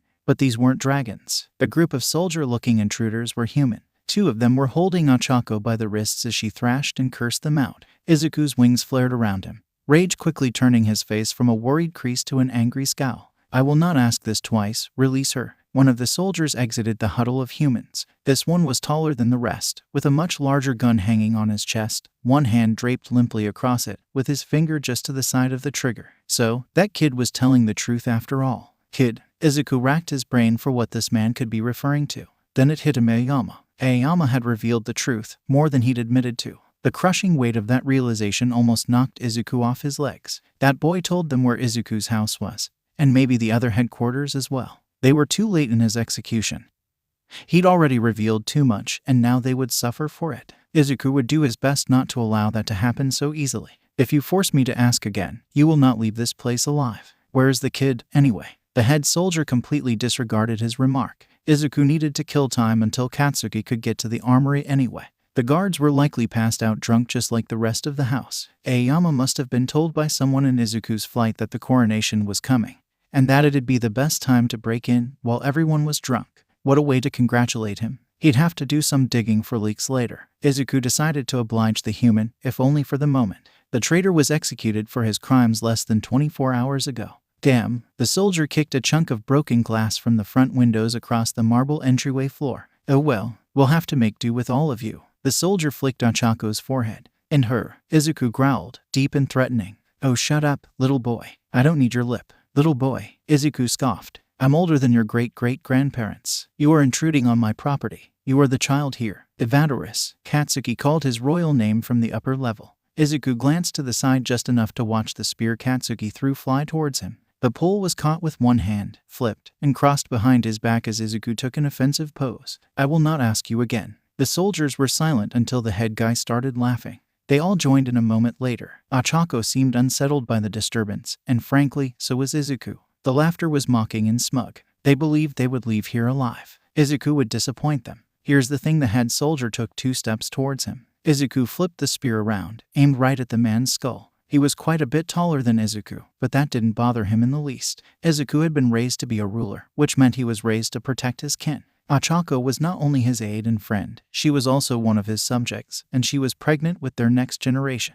There was zero chance she was being kidnapped by some shady group of humans. There are some powerful people who really liked what that crazy kid gave them, and now they want more. So, they paid us to bring it to them. You're mercenaries, 𝐾𝐻𝐻𝐬 remarked as he stomped down the stairs. The blonde ruler was an imposing figure when he wanted to be. Bright red wings splayed out in full, with a great axe hanging down beside him and smoke billowing out of his mouth and nostrils. You will be given one chance to leave with your lives. Just one. Oh, we'll be leaving, with your little maid in tow, and maybe a couple other pretty lizards like you too. So, say your goodbyes. Enough of this. 𝐬𝐻𝐻𝐬 flipped the spear, dove it backwards, then up, right through the base of the soldier's skull and out through the top of his head with a squelching crunch. He was dead instantly. This is your one chance. Drop the woman and leave. But there was no way things would go exactly how 𝐬𝐻𝐻𝐬 wanted, because that would be too simple when dealing with stubborn, greedy humans. Shouts of "he killed the boss" and "Stanberg, and you're going to pay for that" filled the room. 𝐬𝐻𝐻𝐬 rolled his eyes. This was not going to be fun. True to 𝐬𝐻𝐻𝐬's concerns, the entryway was suddenly filled with the crack of gunfire and the spray of bullets. 𝐾𝐻𝐻𝐬 dove in front of him, spreading his wings out to cover them both. The dragon's wings were strong enough to withstand smaller caliber bullets, but those rifles would hurt like a beach, even if they didn't pierce through.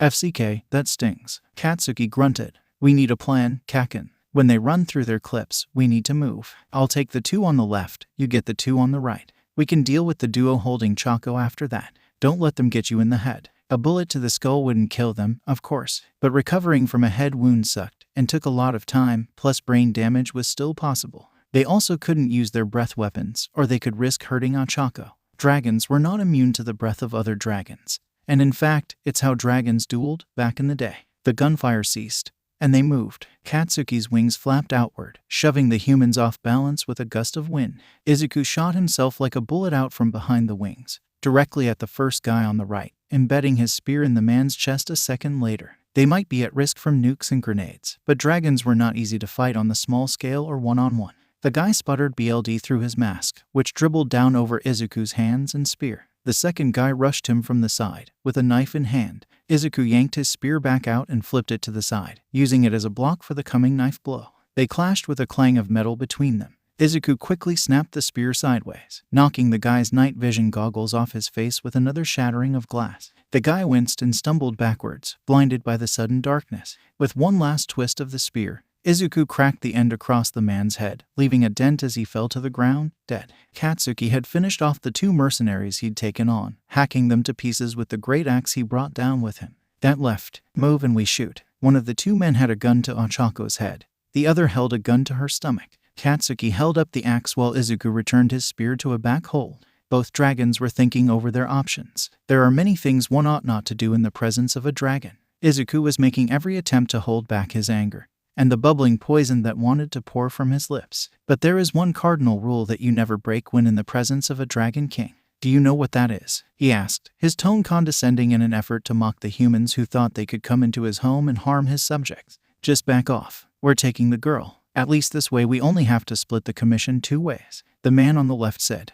Oh, how loyal of you. 𝐾𝐻𝐻𝐬 scoffed. The number 1 thing you never do. 𝐬𝐻𝐻𝐬 ignored them all. Is threaten one of my subjects. We're serious, kid. the guy on the right shouted. Izuku did not give them a chance to finish their thought. In the blink of an eye, Izuku kicked the spear down, ripped it upwards, and kicked it back down again. In one motion, he'd sliced off both humans' gun-holding hands, leaving them to scream while writhing on the ground. Izuku threw his spear and 𝐻𝐸𝐽 ran to him, tightly wrapping her hands around him as Izuku protectively curled his wings around them both just in case one of the soldiers got a gun with their remaining hands. Katsuki walked over to the two men and crouched down.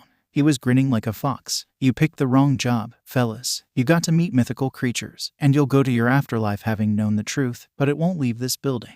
You won't get off that easily. You think they won't hire another merc group twice as big and 3 times as powerful? I think." Katsuki pressed the pointed end of his axe into the still bleeding stump of the guy's arm. The human wailed, "That one of you gets to live and one of you gets to die. So, pick." "What? Huh?" Both humans stopped screaming for a moment. "At the risk of repeating myself, I said, choose. Which of you will live, and which will die? Whoever gives me the most information will get to leave with their life, maybe with their stump cauterized." The outpouring of information was proof enough that these humans were nothing but selfish and greedy. Finally, the guards came stumbling down the stairs with weapons in hand. Izuku wanted to yell at them, but they'd been given the night off for the coronation once the party ended.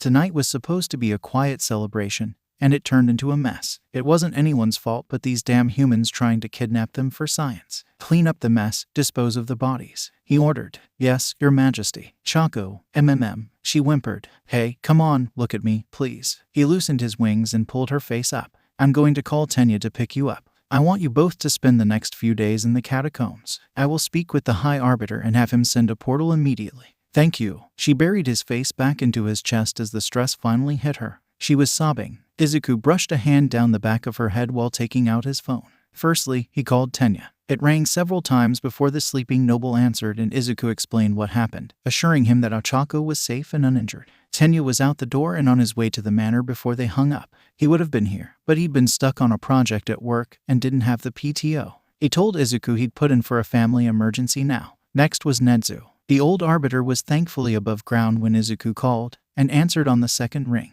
There was no hesitation in his acceptance to house 𝐻𝐸𝐬 and 𝐻𝐸𝐬 for a few days, and he sent a portal to the library just down the hall. With that done, Izuku finally focused back on what was happening between Katsuki and the humans. Oh, they were dead. Katsuki beheaded them both. He tried not to gag. Terrified little infants. The blonde grumbled. "They told me all they know, thinking I'd save each of them and kill the other. They were mercenaries, Kaken. It's not like they understand any semblance of loyalty to anything but money." Katsuki sighed as he stood up, flicking the great axe to get the excess BLD off the blade. Izuku finally released 𝐻𝐸𝐬 when she stopped sobbing. He wanted his spear close at hand, just in case. 𝐻𝐸𝐬 came running through the door a moment later. "𝐻𝐸𝐬. She ran to him. Izuku felt relief wash over his soul. Katsuki put a hand on 𝐻𝐸𝐬's shoulder and knocked his forehead on 𝐻𝐸𝐬's. Even if they weren't in the same flight, the gesture of familial love was still shared among their kin during stressful moments. 𝐻𝐸𝐬 nuzzled both her mate and the other royal in the process of hugging 𝐻𝐸𝐬. Once they were settled, Katsuki finally clambered back over the mess of the floor to where Izuku stood. Apparently, a private medical firm has been researching the bones and scales Aoyama provided. They've made some incredible advancements with the help of those stolen bones, so they want more. I'm skeptical about those medical advancements. Our bones are. I know, Izuku. I know, but they don't. All they see is dollar signs and fame. They think they've found the cure to all ailments in some magical bone dust. Izuku sighed. Meanwhile, we're dying off faster than them. Diseases were the largest killer of dragons in this modern age. They hadn't been raised exposed to the same ecosystems or the same atmosphere. Their ancient bodies, though durable, genetically failed the test of time.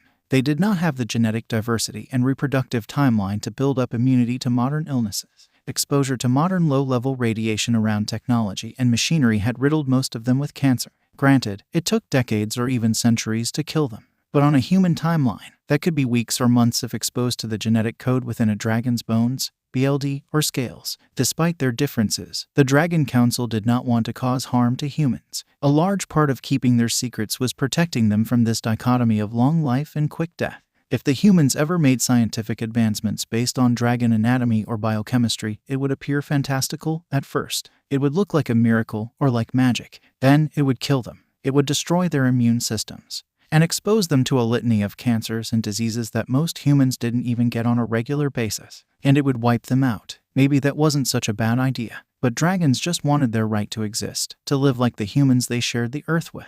Izuku's phone buzzed. 𝐁𝐦 was texting him. He clicked his tongue. 𝐁𝐦 has contacted the other councils. 𝐓𝐡𝐢𝐬, are you serious? 𝐀𝐦 pulled him up the stairs. 𝐴CHACO and 𝐻𝐦 had left through the library door portal, and the guards were already cleaning up the bodies. They'd be burned later. They had a couple guards with heat and fire breath who could take care of it. Yes, the Witch Council has reported back that they've been trying to fight off inquiries from the same firm. And the leeches. 𝐀𝐦 growled. They haven't heard anything, but they have discovered one of their kin trying to steal an old collection of fangs. I'm going to assume someone in that firm offered a damn good deal for any real proof of the mythics. The blonde rubbed a hand over his face. They managed to make it back to Izuku's room after a short walk. They were both covered in BLD, and Izuku had a couple shards of glass stuck in his feet. Thankfully, the calluses on the bottoms of his feet were thick from years of walking around barefoot when not playing human during working hours. But why would any of us actually take that deal? 𝐀𝐦 grabbed a couple towels from the bathroom and tossed one over Izuku's head so he could wipe himself down. Desperation, spite, fear. I don't know. He sighed. I need a shower. You're shaking. 𝐀𝐦 crouched down in front of him and took both of his hands. They had guns pointed at her. 𝐾𝐻𝐸. I know it wouldn't have killed her, but it would have killed her unborn children. It could have. 𝐀𝐦 pulled him into a tight hug. Izuku finally let all of the evening's events wash over him. He'd killed 3 men, 3 human men, and dismembered another 2. 𝐴CHACO had 2 guns pointed at her. Izuku had just seen red. He'd been so angry that someone came into his home and tried to hurt his family. He didn't even stop to think about his actions in the moment. He just acted. He acted in protection of his kin, of the next generation of dragons. He'd done what his mother and several tutors had trained him to do. He'd done the right thing. Right, Izuku.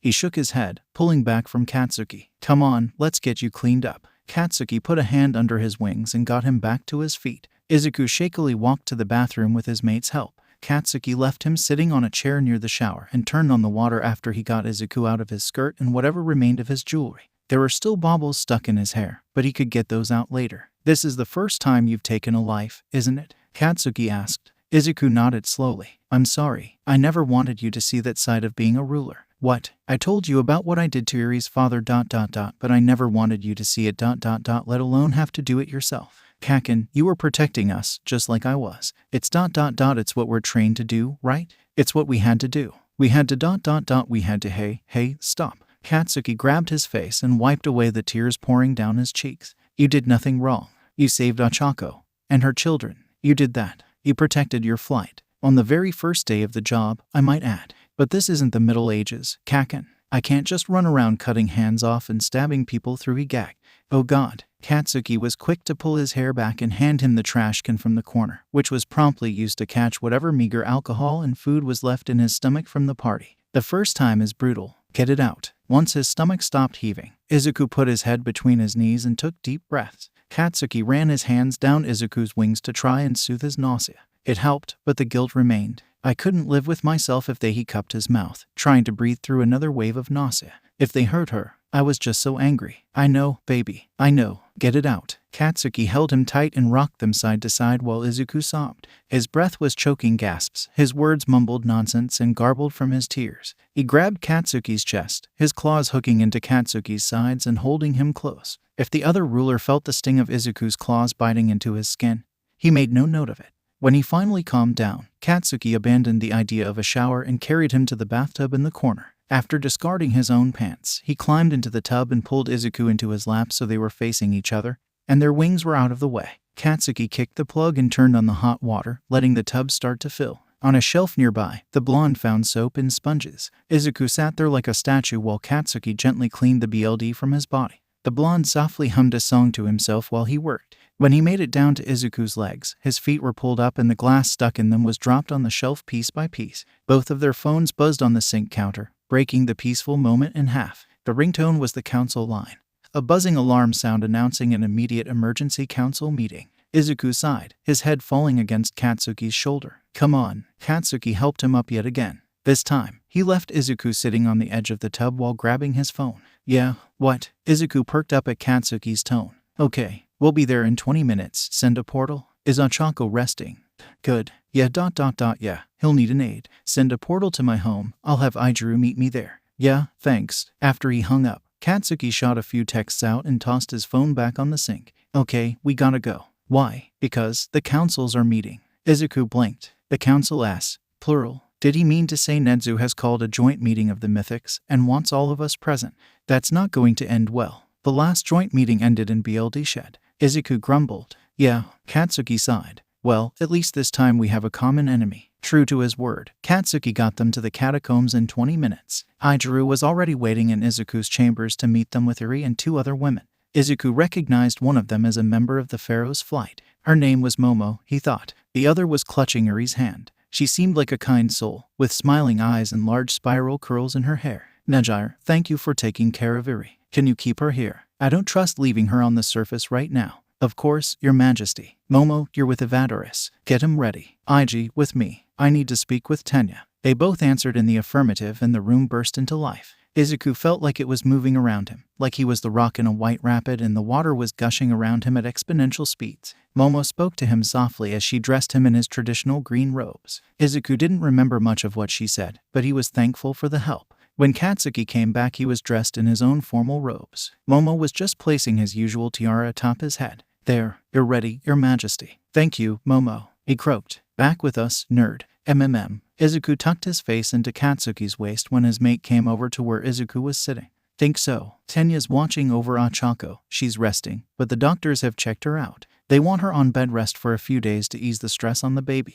Izuku nodded. The joint council meeting is starting in 10 minutes. We need to get moving. Okay. Izuku had yet to formally meet the other councils. There were rumors the head of the witch council was a freaky guy with some obsession with hands, or something. Izuku really did not want to know what that rumor meant. The vampire head of council was supposed to be a woman who loved to fight. Maybe they could appease her with some sparring matches, if necessary. Witches and vampires had spent centuries in opposition to each other, but the dragons have always tried to play mediator. It didn't always work. It didn't often work. Last time there was a joint council meeting, it ended in a nasty fight and more than a few injuries. But what Katsuki said earlier gave Izuku a little bit of hope that this might not turn out poorly. They had a shared enemy. They have always been other from the humans, but this time, the humans were actively trying to hurt all 3 of them at once, so maybe this time they could find a way to work together. Izuku. Itoshi ran to him the moment they walked through the council chambers. Izuku just about collapsed into his friend's arms. What the hell happened? He was talking over Izuku's head, likely asking Katsuki. Some bastards thought they could kidnap Ochako and us. It's a long story. I haven't slept, and the nerd's still in a bit of shock. I'm okay. I'm here. Itoshi brushed his hands through Izuku's curls, adjusting his tiara in the process. 𝐁𝐦 walked in, all business, and got the meeting moving. I'm sorry to pull you all out of bed at this hour. Please be seated. Our guests should be arriving soon. I've had the staff split the table. You'll find your chairs on the right-hand side. 𝐁𝐦 moved quickly through the room with his aide, Ryuko, right on his heels carrying a stack of folders and papers. Katsuki ushered all 3 of them over to the right side of the room. The large circular table they used for council meetings had been split, by design, and the halves were only far enough apart for one person to walk between. On the right-hand side were the 9 chairs of the Dragon Council, in random order. Thankfully, this order put Izuku between Hitoshi and Katsuki, which was a relief. On the opposite side were 6 chairs in 2 sections of 3, separated by a few feet of space at the center. Galgi gave Izuku's shoulder a squeeze as he passed, and Shouta offered a supportive nod as they took their seats. Once the whole Dragon Council was seated, one of the guards announced the arrival of their guests, Grand Regent Rumi Yuzujiyama, and her counselors, Nimarikayama and Kainetsutsumi. The 3 women walked in wearing all black. The vampires were known to live up to the rumors they spread about themselves. Izuku wasn't sure if that was good or bad,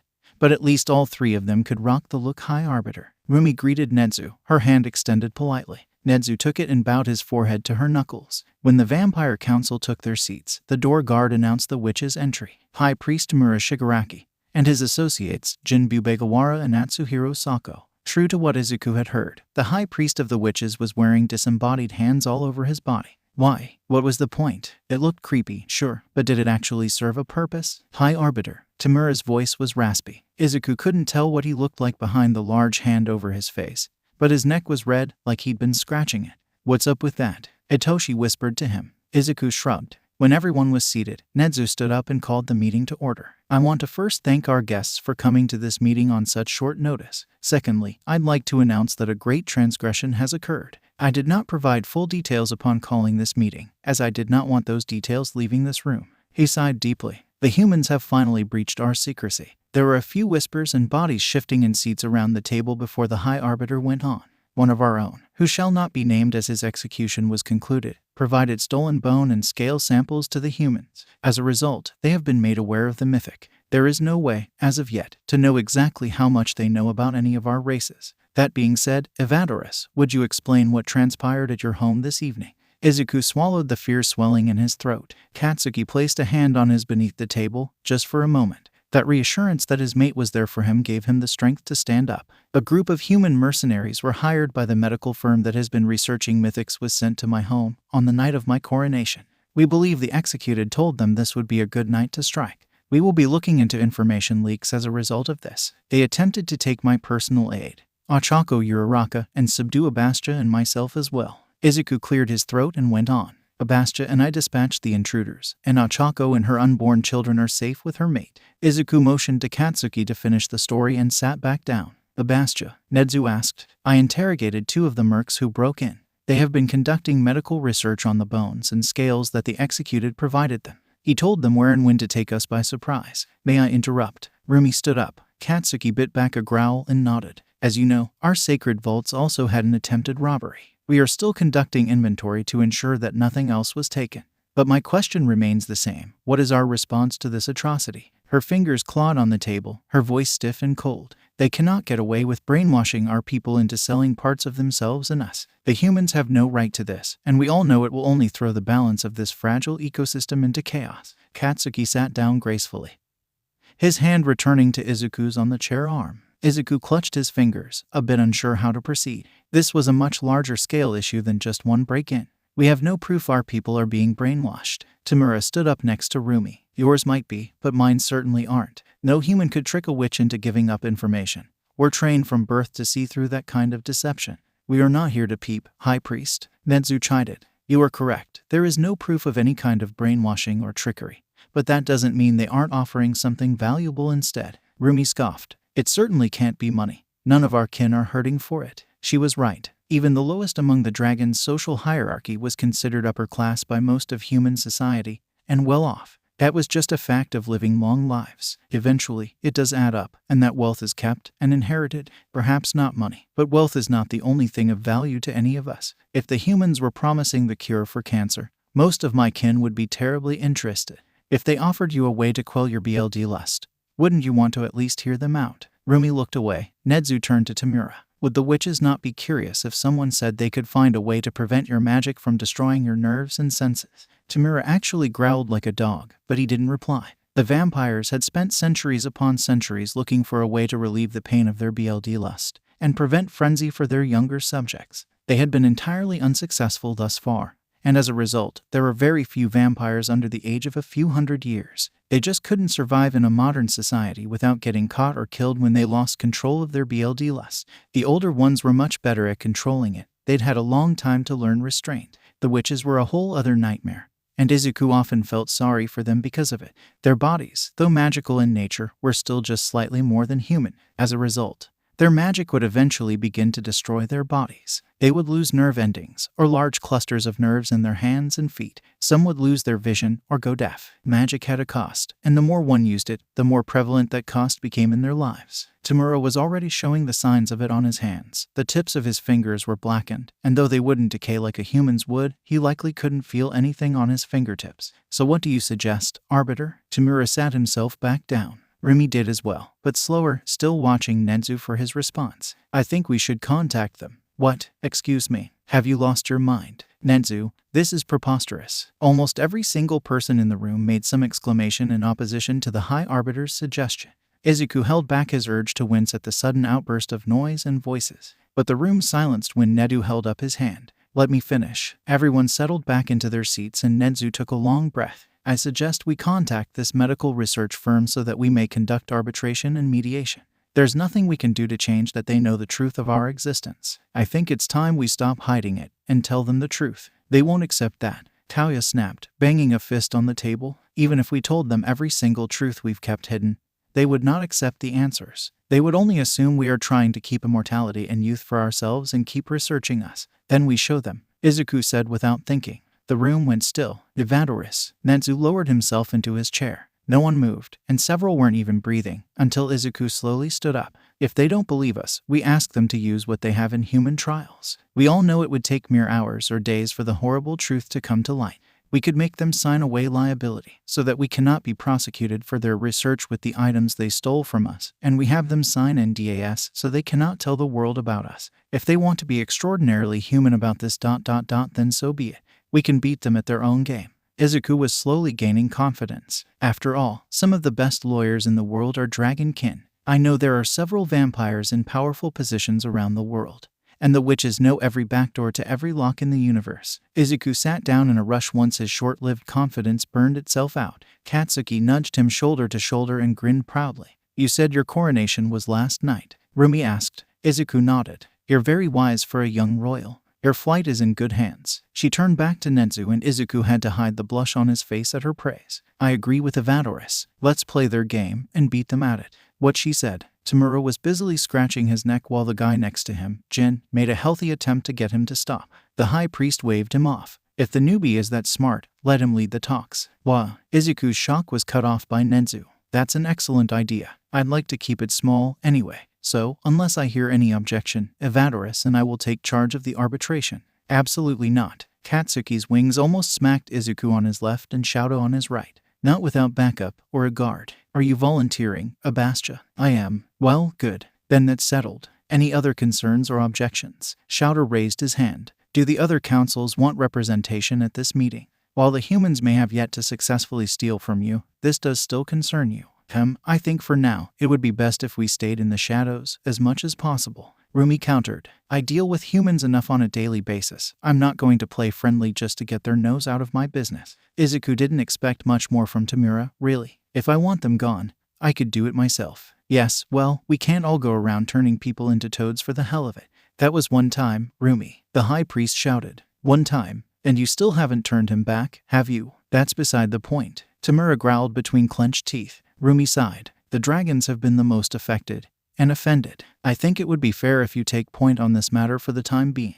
I will let you know if we discover anything amiss in our house, High Arbiter. 𝗤𝗏𝗧𝗏 was grumbling as he glared through the hand on his face at Rumi, but ultimately, he stated that he also agreed to sit this out. Both councils left the dragons to their discussion. As they talked, the council members pulled the table back together and put their chairs back in order. I agree with 𝐀𝐦 for once. This isn't the kind of meeting you should go into unattended, 𝗲𝗏𝗏 argued. One guard isn't enough. Yagi settled back into his seat with a sigh. We aren't trying to overwhelm or threaten them, young royal. I understand that, Your Majesty, but they will likely have a team of lawyers prepared once we send word of our intention to arbitrate. We should also be prepared for them to try and trap us or capture us. Clearly they aren't above kidnapping. While your point has merit, I don't believe they would do so in broad daylight. We can try to set the meeting up at a neutral ground, a restaurant, perhaps. And it's not only unfamiliar territory, it's also public. 𝗲𝗏𝗏 nodded a few times to Nezu's words. Okay, I want you to take 𝗀𝐻𝐸. 𝗲𝗏𝗏 insisted. He's the best lawyer in Japan and loyal to a fault. He can bring his partner, Sansa. They're a brutal duo. They won't let this get out of hand.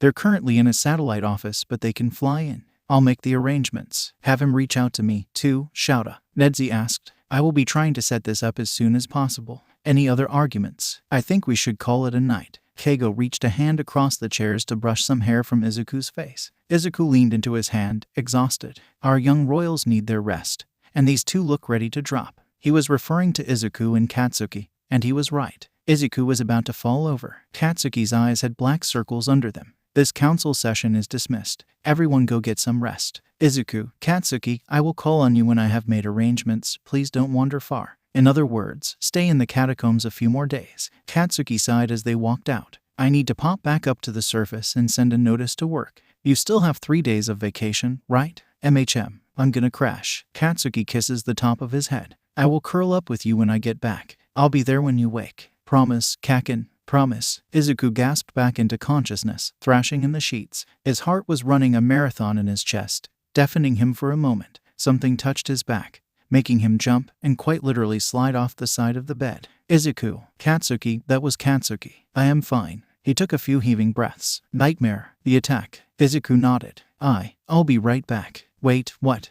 He gasped again. I need to check on Ochako. Okay, it's okay. She's just next door. They're sleeping. I won't disturb them. I just need to see that she's safe. Izuku's nightmare had been a vision of what if. What if Izuku hadn't stopped those men? What if they'd fired their guns before he could stop them? What if she died? What if her unborn children died? He just needed to see her sleeping safely in her mate's arms so reassure himself that they were all okay. Untangling himself from the sheets, Izuku tied one of his wrap skirts around his waist and shouldered his bedroom door open. He padded softly across the sitting room to where 𝐻𝐸𝐬 and 𝐻𝐸𝐬 were staying in one of the extra bedrooms. Izuku cracked the door just enough to see the two dragons wrapped in each other's arms, safe and breathing in their bed. Finally, his heart stopped racing. The wild imagination that followed his nightmare finally stopped making him see 𝐻𝐸𝐬's body covered in BLD. He leaned on the doorframe for just a couple minutes, until he could breathe easily again. "You okay?" Katsuki opened his arms. Izuku collapsed back into bed with his mate. Izuku nodded as he wrapped himself around Katsuki. "You want to talk about it?" Izuku shook his head. Katsuki brushed some curls out of his face and kissed his forehead. "Okay, get some sleep." "What time is it?" "Doesn't matter, just sleep." Izuku couldn't really argue with that. He was exhausted. His mind had finally settled down from the nightmare, and he felt sane again. His wings splayed themselves across both sides of the bed, stretching out and covering most of the bed along with Katsuki. Their wings almost matched in size, though Izuku's were just a touch smaller. Katsuki pulled Izuku closer so they were chest to chest. The warmth and beat of Katsuki's heart soothed him right to sleep.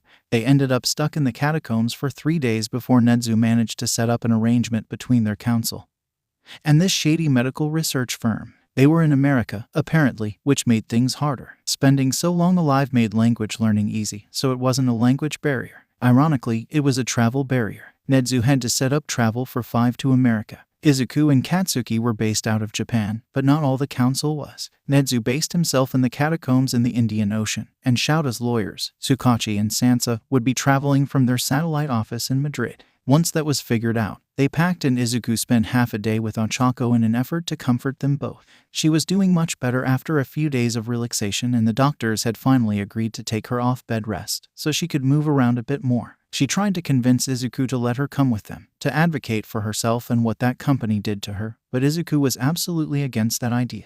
She was safe right where she was and Izuku was not going to risk that. Eventually, she relented. "So what's the plan?" Katsuki tossed a rolled-up pair of socks at his face, an extra pair they didn't pack. Izuku batted it away. "Woo them with your cute face." "Oh please." Izuku scoffed. "I'd prefer to bury them under the Carpathian Mountains, but instead I'll bury them in legalese. Or well, the lawyers will. We could go with the first option. No one would ever find their bodies." "Yes, well, we're not murderers. Usually.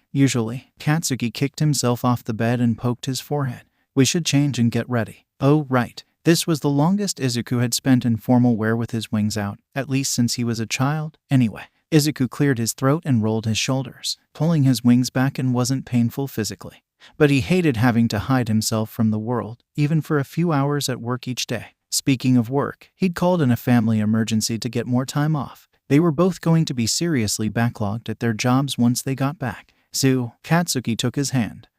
Izuku looked up. "Sorry, I was just thinking how backlogged work will be when we get back. At least, I will be. Not sure how your job will go and you talk too much." Katsuki tipped his chin up for a sweet kiss. Their lips barely grazed each other, but electricity flickered down Izuku's spine anyway. Katsuki wrapped his arm around Izuku, brushing them down his wings, coaxing Izuku to swallow them back into his spine. Slowly, they began to shrink, the very ends vaporizing into smoke as they disappeared. Katsuki's were doing the same. It tingled, a little twinge of pain following as the bones made some effort to refit themselves within his back. Katsuki kissed down Izuku's neck, trying to distract him from the gross sensation.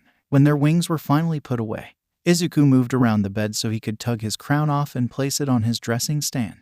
His fingers brushed along the soft silver metal twisted into flowers. This crown was his mother's, and her father's before her, and his father's before that. This crown was part of his family, part of who he was. This crown was one of the last remaining pieces of the Jade Dragons. It stung to think those money-hungry medical researchers wanted nothing more than to use his kin for greed. "Hey, what's wrong?" Katsuki was halfway into a suit jacket when he found Izuku still staring at the crown and not moving. "We're only going to be gone for a short trip." "I know. I guess I'm just considering taking an early retirement. I want to focus on my flight. I want to rebuild what's been lost. I just don't know where to start. We start by keeping these damn humans from exposing us to the world and killing themselves in the process." "Yeah." Izuku pulled his robe jacket off and grabbed the suit shirt 𝐻𝐸𝐬 had set out for him. "Skirt next." He pulled on a nice pair of suit pants instead. Katsuki came over and buttoned his pants for him after pulling him closer by the waistline. Then, when we get home, we're making it official. You mean, I've already talked to 𝐁𝐦. He's accepted the pairing. Hey, but you didn't. I asked his permission first. He'll probably call you into the principal's office when we get back to talk about ceremonies and concerns over power consolidation. The whole rigmarole. I'm sure 𝐀𝐦 and 𝐍𝐤 had the whole chat with the big bad arbiter, too. 𝐻𝐡𝐚𝐭 pulled his jacket on while Katsuki was busy tying his shoes. We'll figure it out. I'm just worried about this whole mess with the humans. We'll figure it out, Katsuki repeated. New York City was loud, too loud. 𝐻𝐡𝐚𝐭 might be accustomed to the bustle and noise of Tokyo, where he lived and worked most of the time, but the Big Apple was something completely different. 𝐁𝐦 rented them an SUV, something formal, chic, and bulletproof. Miraculously, all 5 of them fit, plus the hired driver. The driver looked at them with slight suspicion as they loaded up, more so at Katsuki and 𝐻𝐡𝐚𝐭, who both looked barely 18 next to the 2 lawyers and 𝐁𝐦, who all looked to be in their late 40s. You'd think he believes we're going to court. 𝐻𝐡𝐚𝐭 mumbled in Japanese to his mate. Katsuki snorted. In a way we are. Just in a fancy restaurant with humans who want us in Petri dishes. That's enough, boys. Try not to refer to them that way. 𝐁𝐦 chided. Sorry, sir. 𝐻𝐡𝐚𝐭 slumped a little. They had decided to take on less formal titles while away from home, even though they weren't speaking the local language when speaking to each other. It was just safer as there was no way to know who spoke Japanese outside of their small group. It was admittedly weird to call 𝐁𝐦 sir, but he'd get used to it. Where are we going anyway? Katsuki asked. And when are you going to introduce our team? He gestured to Tsukachi and Sansa. Tavern on the Green. They had a private room on short notice, shockingly. Gentlemen, right, forgive me. A man they'd been told was Tsukachi had been quietly working on his laptop and speaking to his partner the whole flight over here, as well as the ride so far. I'm Naomasa Tsukachi and this is Tamakawa Sansa. The second man bowed his head. Aizawa informed us of the situation, and 𝐁𝐦 listed out everything we'd need. I also added a few more documents and forms I believe will help protect us in the long run. Basically, we're going to bury them so deep in legal bullshit, if they take 1 foot out of line, we can bring down the house on them. Sansa wasn't playing around, apparently. And you're both authorized to work internationally? 𝐻𝐡𝐚𝐭 asked. Tsukachi nodded. Yes, our firm has international legal status, and we both got pre-approval from the authorizing American parties to operate and hold legal rights to make contracts on American soil while under our working visas. Excellent. 𝐁𝐦 clapped. The car came to a stop. Oh, I think we've arrived. Now then, on your best behavior, 𝐻𝐡𝐭. Katsuki. Why are you telling us that? Katsuki grumbled. I'm just on guard duty. And we all know how good of a guard dog you are. As 𝐁𝐦 and the lawyers left the vehicle, 𝐻𝐡𝐭 covered his mouth and tried not to laugh. Katsuki shot him a glare, which only made him stifle a snorting chuckle. What? He has a point. Oh, shut up. Katsuki grumbled, smacking him lightly on the shoulder. When they got out, 𝐻𝐡𝐭 decided he'd swap to English while in the presence of the Americans. This company was some huge medical firm, AstraZeneca, something like that. He really didn't want to know just how many pies they had their hands in. That might make him more panicked. Apparently, everyone made a silent pact on the language thing, because 𝐁𝐦 was already chatting with the hostess at the front door in perfect English. Think they're already here? He asked his mate. We're early, but maybe. He placed both hands on 𝐻𝐡𝐭's shoulders as they walked past the line of patrons who were waiting for the chance to eat at this famous tavern. Everyone in the line waiting outside stared at them with contempt. 𝐻𝐡𝐭 ignored them. The lawyers brought up the rear behind the 2 young dragons, with 𝐁𝐦 leading them in behind the hostess. Here's your room, sirs. I'll be sure to bring your guests right in once they arrive. Would you like to start with any drinks? I can have your waitress bring them over now. A 1980s Merlot, if you would, or something equivalent. 2 bottles, and enough glasses for the room, 𝐁𝐦 ordered. The tavern was beautifully decorated, with a bit of an old English style, wooden half-wall paneling, and plush seats at a long rectangular table. Each end had 5 chairs. 𝐁𝐦 took the end of the table with 𝐻𝐡𝐭 on his right, and Katsuki to 𝐻𝐡𝐭's left. The 2 lawyers took the other side of the table opposite them, leaving the far end of the table open for their opponents. Hey, look at me, Katsuki whispered. 𝐻𝐡𝐭 offered a reassuring smile. Everything's going to be okay. 𝐻𝐡𝐭 nodded. I promise. I'm just worried. 𝐁𝐦, what did you tell them? Just that we were the owners of the stolen property that they have been researching, and that if they don't agree to arbitration, we will prosecute for what they stole and for the attack on your home. I did provide proof of the bank trail showing their payments to the mercenaries. You're vicious. Katsuki chuckled. Yes, well, it was necessary to get them to actually respond. He turned to Tsukachi. Are we ready? Yes. Sansa is setting out the NDAs for the preliminary conversation, as well as the agreement to return the stolen property and whatever research has been conducted already. But I want to ask. The older dragon put his fists on the table, knuckles down. Exactly how much of the truth are you going to tell them? Enough, maybe more, was 𝐁𝐦's only response. Then, he buried himself into the stack of papers on the placemat in front of him. The waitress came in with 2 bottles of 𝗲𝗏, as requested, and placed glasses at each seat around the table. She poured the 5 men present their wine and left the 2 bottles on the table in chilling vases. "I'm Elizabeth. I'll be your server today. Please ring the bell by the door when you're ready to order food or need more drinks. I will come to check on you periodically. If you would, knock before you enter. This is a business lunch, and we're discussing proprietary information," Sansa requested. "Oh, of course. Thank you for letting me know. I'll be sure to knock." Izuku took a long sip of wine before his nerves managed to settle. Katsuki was holding his hand beneath the table again, like at the combined council meeting. He knew once the other party got here, the blonde would go into guard mode and avoid any and all show of affection.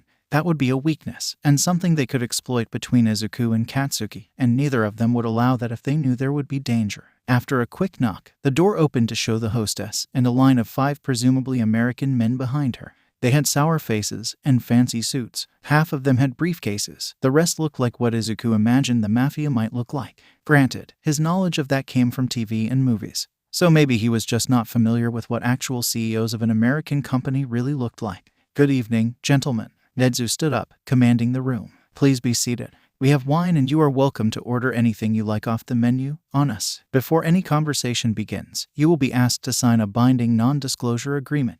I hope this isn't an issue given the sensitive nature of our meeting." The man who took the center chair pressed his hands down over the lapels of his jacket and unbuttoned it as he sat down.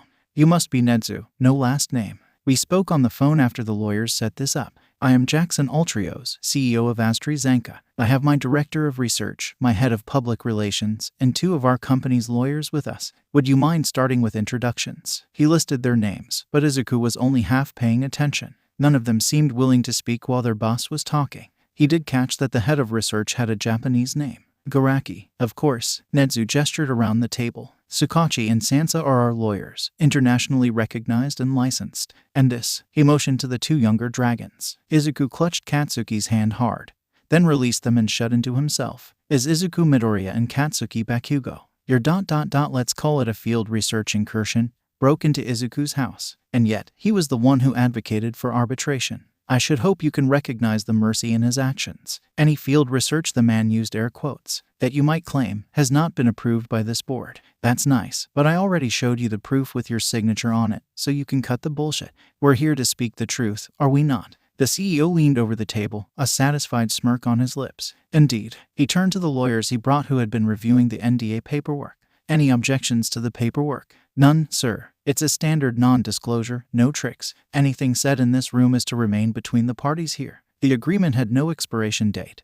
That's the only thing of note." "Very well." He reached into his pocket and pulled out a fancy fountain pen. The man made a show of uncapping the pen and signing with a huge flourish. His team all signed their own agreements, and once all 5 were stacked up, they were handed to Sansa, who reviewed them and placed them in a folder after nodding to 𝐁𝐦. The American CEO tossed the capped pen onto the table and crossed his arms. "Make your argument. Tell us the truth." 𝐁𝐦 grinned. That wicked spine-tingling thing Izuku knew from a very young age to fear. His mother had shivered every time she saw that look on his face, and she'd warned Izuku to never get on 𝐁𝐦's bad side. He might not technically control the whole dragon race, but he certainly earned the respect of such a title. Katsuki shifted awkwardly beside him. They had a plan, of course. The room had been swept for cameras and microphones when they walked in, by Sansa, while they prepared for their company. Sana had even taken their phones upon arrival and checked them all for recording devices. Once they found the room secure and the blinds all closed, there was no going back. In the span of a few human heartbeats, all 5 dragons had revealed their wings and claws. The 5 humans either leaned back in their chair, or in the case of the CEO, stood up with a look of awe on his face. The room was dead silent for only a few seconds while the humans gathered themselves. "Marvelous," the man gasped. "It's true. Those bones were real and sacred." Katsuki stood up. "Stolen sacred items that do not belong to you.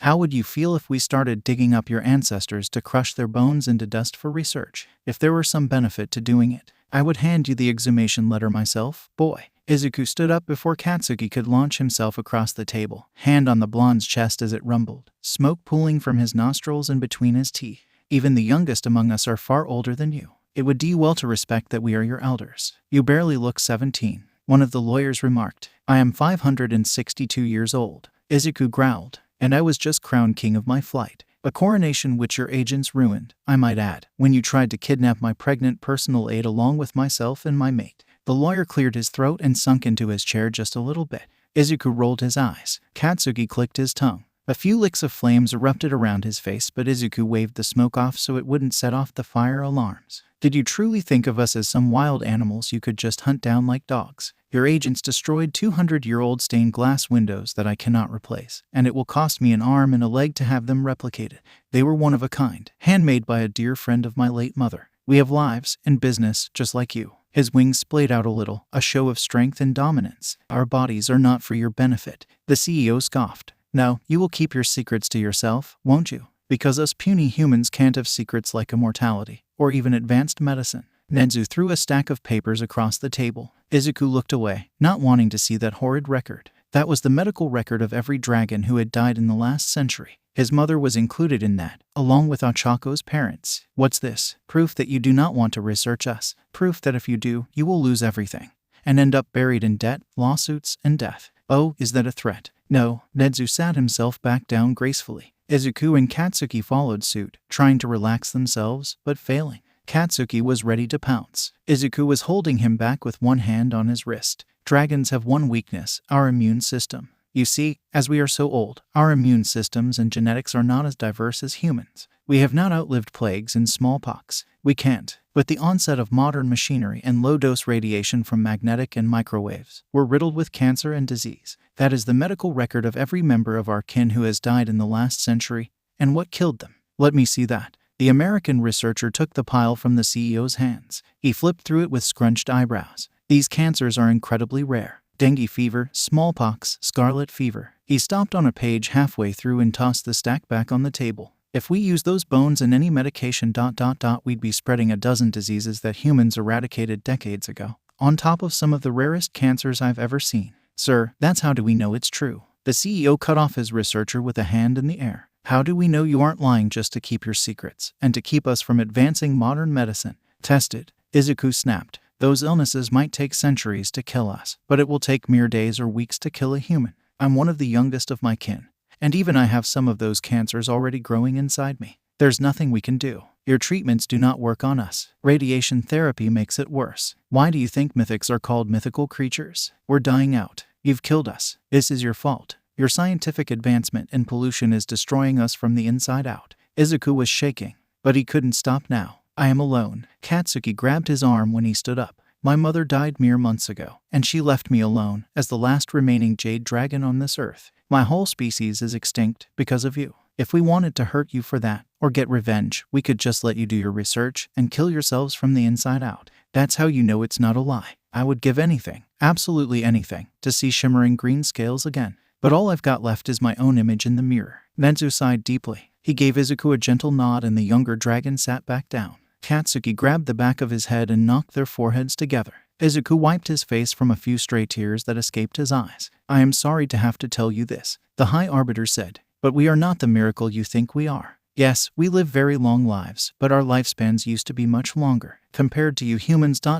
you would consider us endangered, or near extinction level. In some cases, he nodded to Izuku, we have gone extinct. The same goes for the other mythics you are researching. All that's left are the races that have normal lifespans that outlast humans. That is the only reason we are still clinging to this world. We just want to live our lives, to share this world as we have shared it for millennia. But you are real. Dragons are real. You cannot imagine the kind of fame that would bring. The research we could conduct to learn about you, and maybe apply it to our own science and technology. Mr. 𝐬𝐻𝐸, the only thing different about us is our culture and the way we look. We still use cell phones and have day jobs. But you dragons are ... how have you been hiding for so long? One of their lawyers asked. I'm afraid this is what we are now. To blend in, we decided to take human form several hundreds of years ago. As it stands now, we cannot change back. It would kill us. You really are going extinct. The researcher stood up. May I? He gestured to Izuku's wings. The young dragon slowly stood up, despite Katsuki's growling objections. I'm sorry, is it rude to allow it? You are curious. I understand. Izuku shot Katsuki a reassuring look, but it didn't seem to calm his mate down at all. The researcher stepped carefully across the room. Like approaching a rabid dog, he put his hand out to seek the extended wing which Izuku offered him. His touch was scientific, cold and devoid of anything but a need to understand. That was the only reason he allowed it. Touching a dragon's wings was an intimate act, something only reserved for mates. 𝐻𝐡𝐬𝐬 was rumbling his chest right behind 𝐬𝐡𝐬𝐬, but he ignored his mate's hissy fit. You can fly. We can. 𝐬𝐡𝐬𝐬 confirmed. What do you eat? The same things you eat, though our diet is higher in protein. What about your reproductive cycles? Are they similar to humans? 𝐬𝐡𝐬𝐬 blushed. I'm sorry. Was that rude? I am a lab worker. My knowledge of tact is quite inadequate. I was curious if you have a different gestational period, longer or shorter than the 9 months a human gestates. 14 months, 𝐁𝐸 clarified. But I won't be going into details about it. Understandable. Though, as promised, this is all under legal non-disclosure. I can't legally speak of anything I see or hear today. I understand that, but we still have secrets we'd like to keep. I would like to remind you that you are holding the wing of a royal dragon, and you've done so for long enough. The researcher immediately removed his hand from 𝐬𝐡𝐬𝐬's wing and bowed his head. Thank you for allowing me to inspect your wings. 𝐻𝐡𝐬𝐬𝐬 pulled him back, glaring at the researcher like he might want to light the man on fire. And truthfully, he probably did, and he could. Forgive me, I believe I have offended Mr. Bakugo. Have I done something wrong? Touching wings is intimate. It is a gesture only done between mates. Yes, you have offended him, but he is tolerating it because his mate allowed you to touch him. Oh my. The researcher scurried back to his seat. Forgive me, as I said, my understanding of social norms is quite skewed from my life spent behind lab coats and keycode doors. You are forgiven. 𝐁𝐸𝐬𝐬 shot 𝐻𝐡𝐬𝐬𝐬 a look, but the blonde refused to calm down. He was bristled, and 𝐬𝐡𝐬𝐬 knew if he had his tail out, he'd be flicking it like an angry cat. They rarely released their tails anymore. They only got in the way of chairs, car doors, and trains. It wasn't worth it. I think we got off track. The CEO picked up the restaurant's menu as he spoke, glancing through it as he went on. I noticed your lawyers also left us an agreement to return the bones that were removed without permission from your crypts. Let's discuss that. I won't be giving any of our research to you. That is proprietary. Those bones are proprietary. Any research you have conducted from them is a breach of not only our privacy, but can also be considered trespassing on private property and desecration of a body that may not even have legal rights, as you aren't human, 𝐁𝐸𝐬𝐬. Oh, but that's where you're wrong. If you carbon date those bones, you will find they fall under international archaeology law and are thereby protected, regardless of species, under the International Archaeology Act, which protects all human or animal remains from being profited from before they are catalogued and researched by the principal landowners where the remains are discovered, or the nation-state should the remains be discovered on state property. He's right, sir. One of the American lawyers mumbled. I'm aware of that, thank you. Sighing deeply, the CEO grabbed his pen and angrily signed the papers. It was quite clear the humans did not want to give the bones back nor the research they'd already conducted. But fighting 𝐁𝐸𝐬𝐬 was a challenge on the best of days. The elder dragon would go to just about any length, any legality, to protect his kin. Ultrios must have seen that wild spark in 𝐁𝐸𝐬𝐬's eye, a look that said he would never back down, and would bury the Americans if given the chance. The bones and all research attributed to them will be remanded to your care. As much as I think you're just keeping secrets for the sake of secrets, I'm not in the habit of making lawsuits for myself. Clearly, your ability to prosecute is as top-notch as ours, and I don't have the time or the budget to bother with the legalities this would cause. 𝐬𝐡𝐬𝐬𝐬 clutched 𝐻𝐡𝐬𝐬𝐬's hands tightly. Their attempt to hide their relationship had mostly failed, so there was no real reason to keep up the act, especially not with 𝐻𝐡𝐬𝐬𝐬 in protection mode. The red dragon wrapped an arm around 𝐬𝐡𝐬𝐬's shoulders and huffed a few smoky breaths out of his nose. 𝐁𝐸𝐬𝐬𝐬 shot 𝐻𝐡𝐬𝐬𝐬 a warning glance. This was supposed to be a peaceful meeting, a safe meeting. 𝐻𝐡𝐬𝐬𝐬𝐬 was, so far, the only aggressor. That look did manage to quell the smoke, but not his glaring scowl. There, the CEO passed his pile of papers back to their lawyers with a frustrated sigh. You really should come work for us, 𝐁𝐸𝐬𝐬𝐬. You're good, damn good. When you've been around as long as I have, you learn a few things. Exactly how long have you been around? 𝐁𝐸𝐬𝐬𝐬 smiled. I'm the eldest of my kin. That's all I will say. So, you're in charge? One of the American lawyers asked. Didn't Mr. Midoriya state he was crowned king? He is king of his flight. Think of them like your states. Each one has its own government. But there is a national government. We just don't have a singular leader. Instead, we are led by a council of all the flight leaders. It's never failed us. Unlike the humans, the Dragon Council have lasted for thousands of years. Reorganizing has only ever been small adjustments, never a full restructuring as the systems they had in place worked for them. Perhaps we could learn by your example. The researcher smiled. I would like to learn more about you, all of you. This is wonderment. I am in awe. We don't want to be researched, sir. 𝐬𝐡𝐬𝐬𝐬 stood up, his wings vanishing in a sizzle of smoke and crackle of bones. The rest of the dragons followed suit. We want to be left alone, to live our lives. But what if we could help you?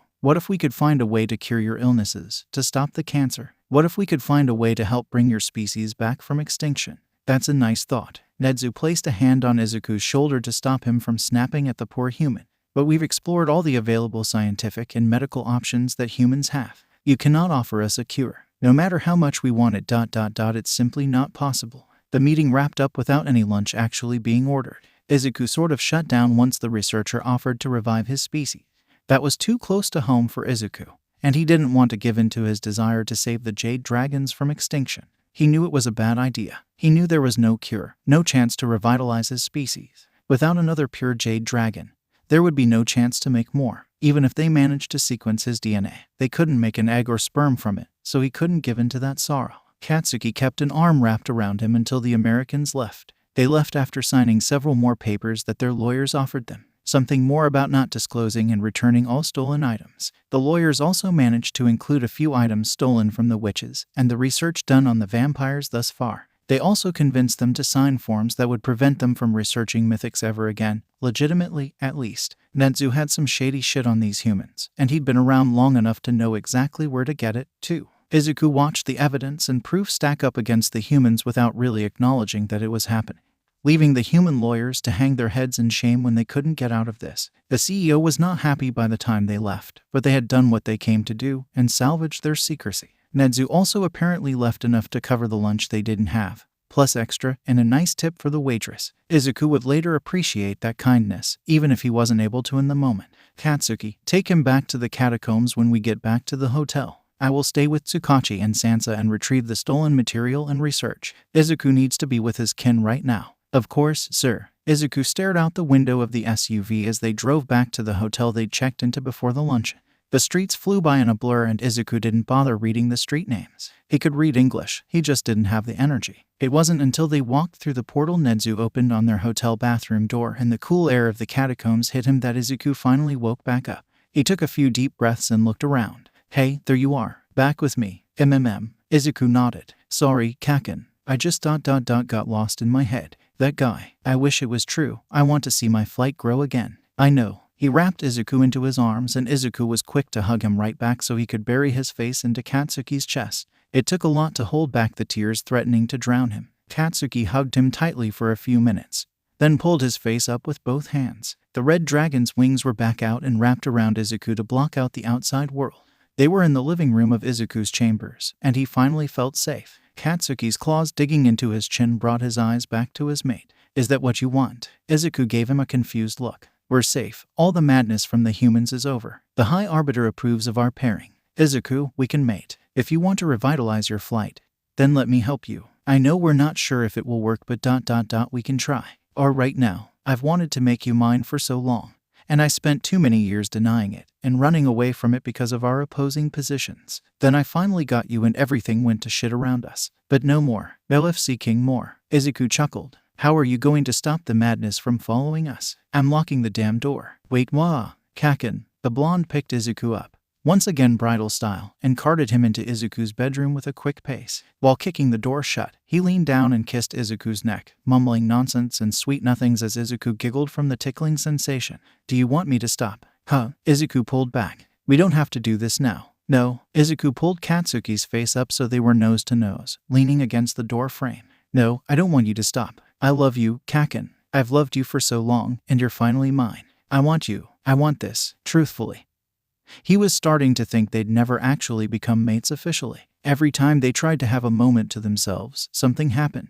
It was all so damn crazy. And the last week, dear God, it had only been a week, was just all so much madness and insanity. 𝐬𝐸 wanted to go back to his normal life of being an office executive with little concern for the human world outside of his paycheck. But if they had to face all this madness, then he was glad to be facing it with 𝐀𝐸. The blonde spun them sideways and shoved 𝐬𝐸 against the back of the door, hard, flipping his legs into a straddle in the process. 𝐬𝐸 growled, but his focus quickly swapped to unbuttoning his mate's shirt. That was taking too long, so he just ripped the damn thing open, much to 𝐀�'s chuckling pleasure. In a rush, little green, 𝐀� busied himself with peppering kisses along 𝐬𝐸's jaw. Since 𝐬𝐸 was being held up by his legs around 𝐀�'s waist and the door at his back, 𝐀� had his hands free to unbutton 𝐬𝐸's shirt. He didn't rip, he took things slow, agonizingly slow. 𝐬𝐻𝐻𝐬 hated it, and yet he didn't complain. Just worried someone might interrupt us, yet again. Who would a knock startled them both, and vibrated 𝐬𝐻𝐻𝐬's back. Mother FC Kerr what?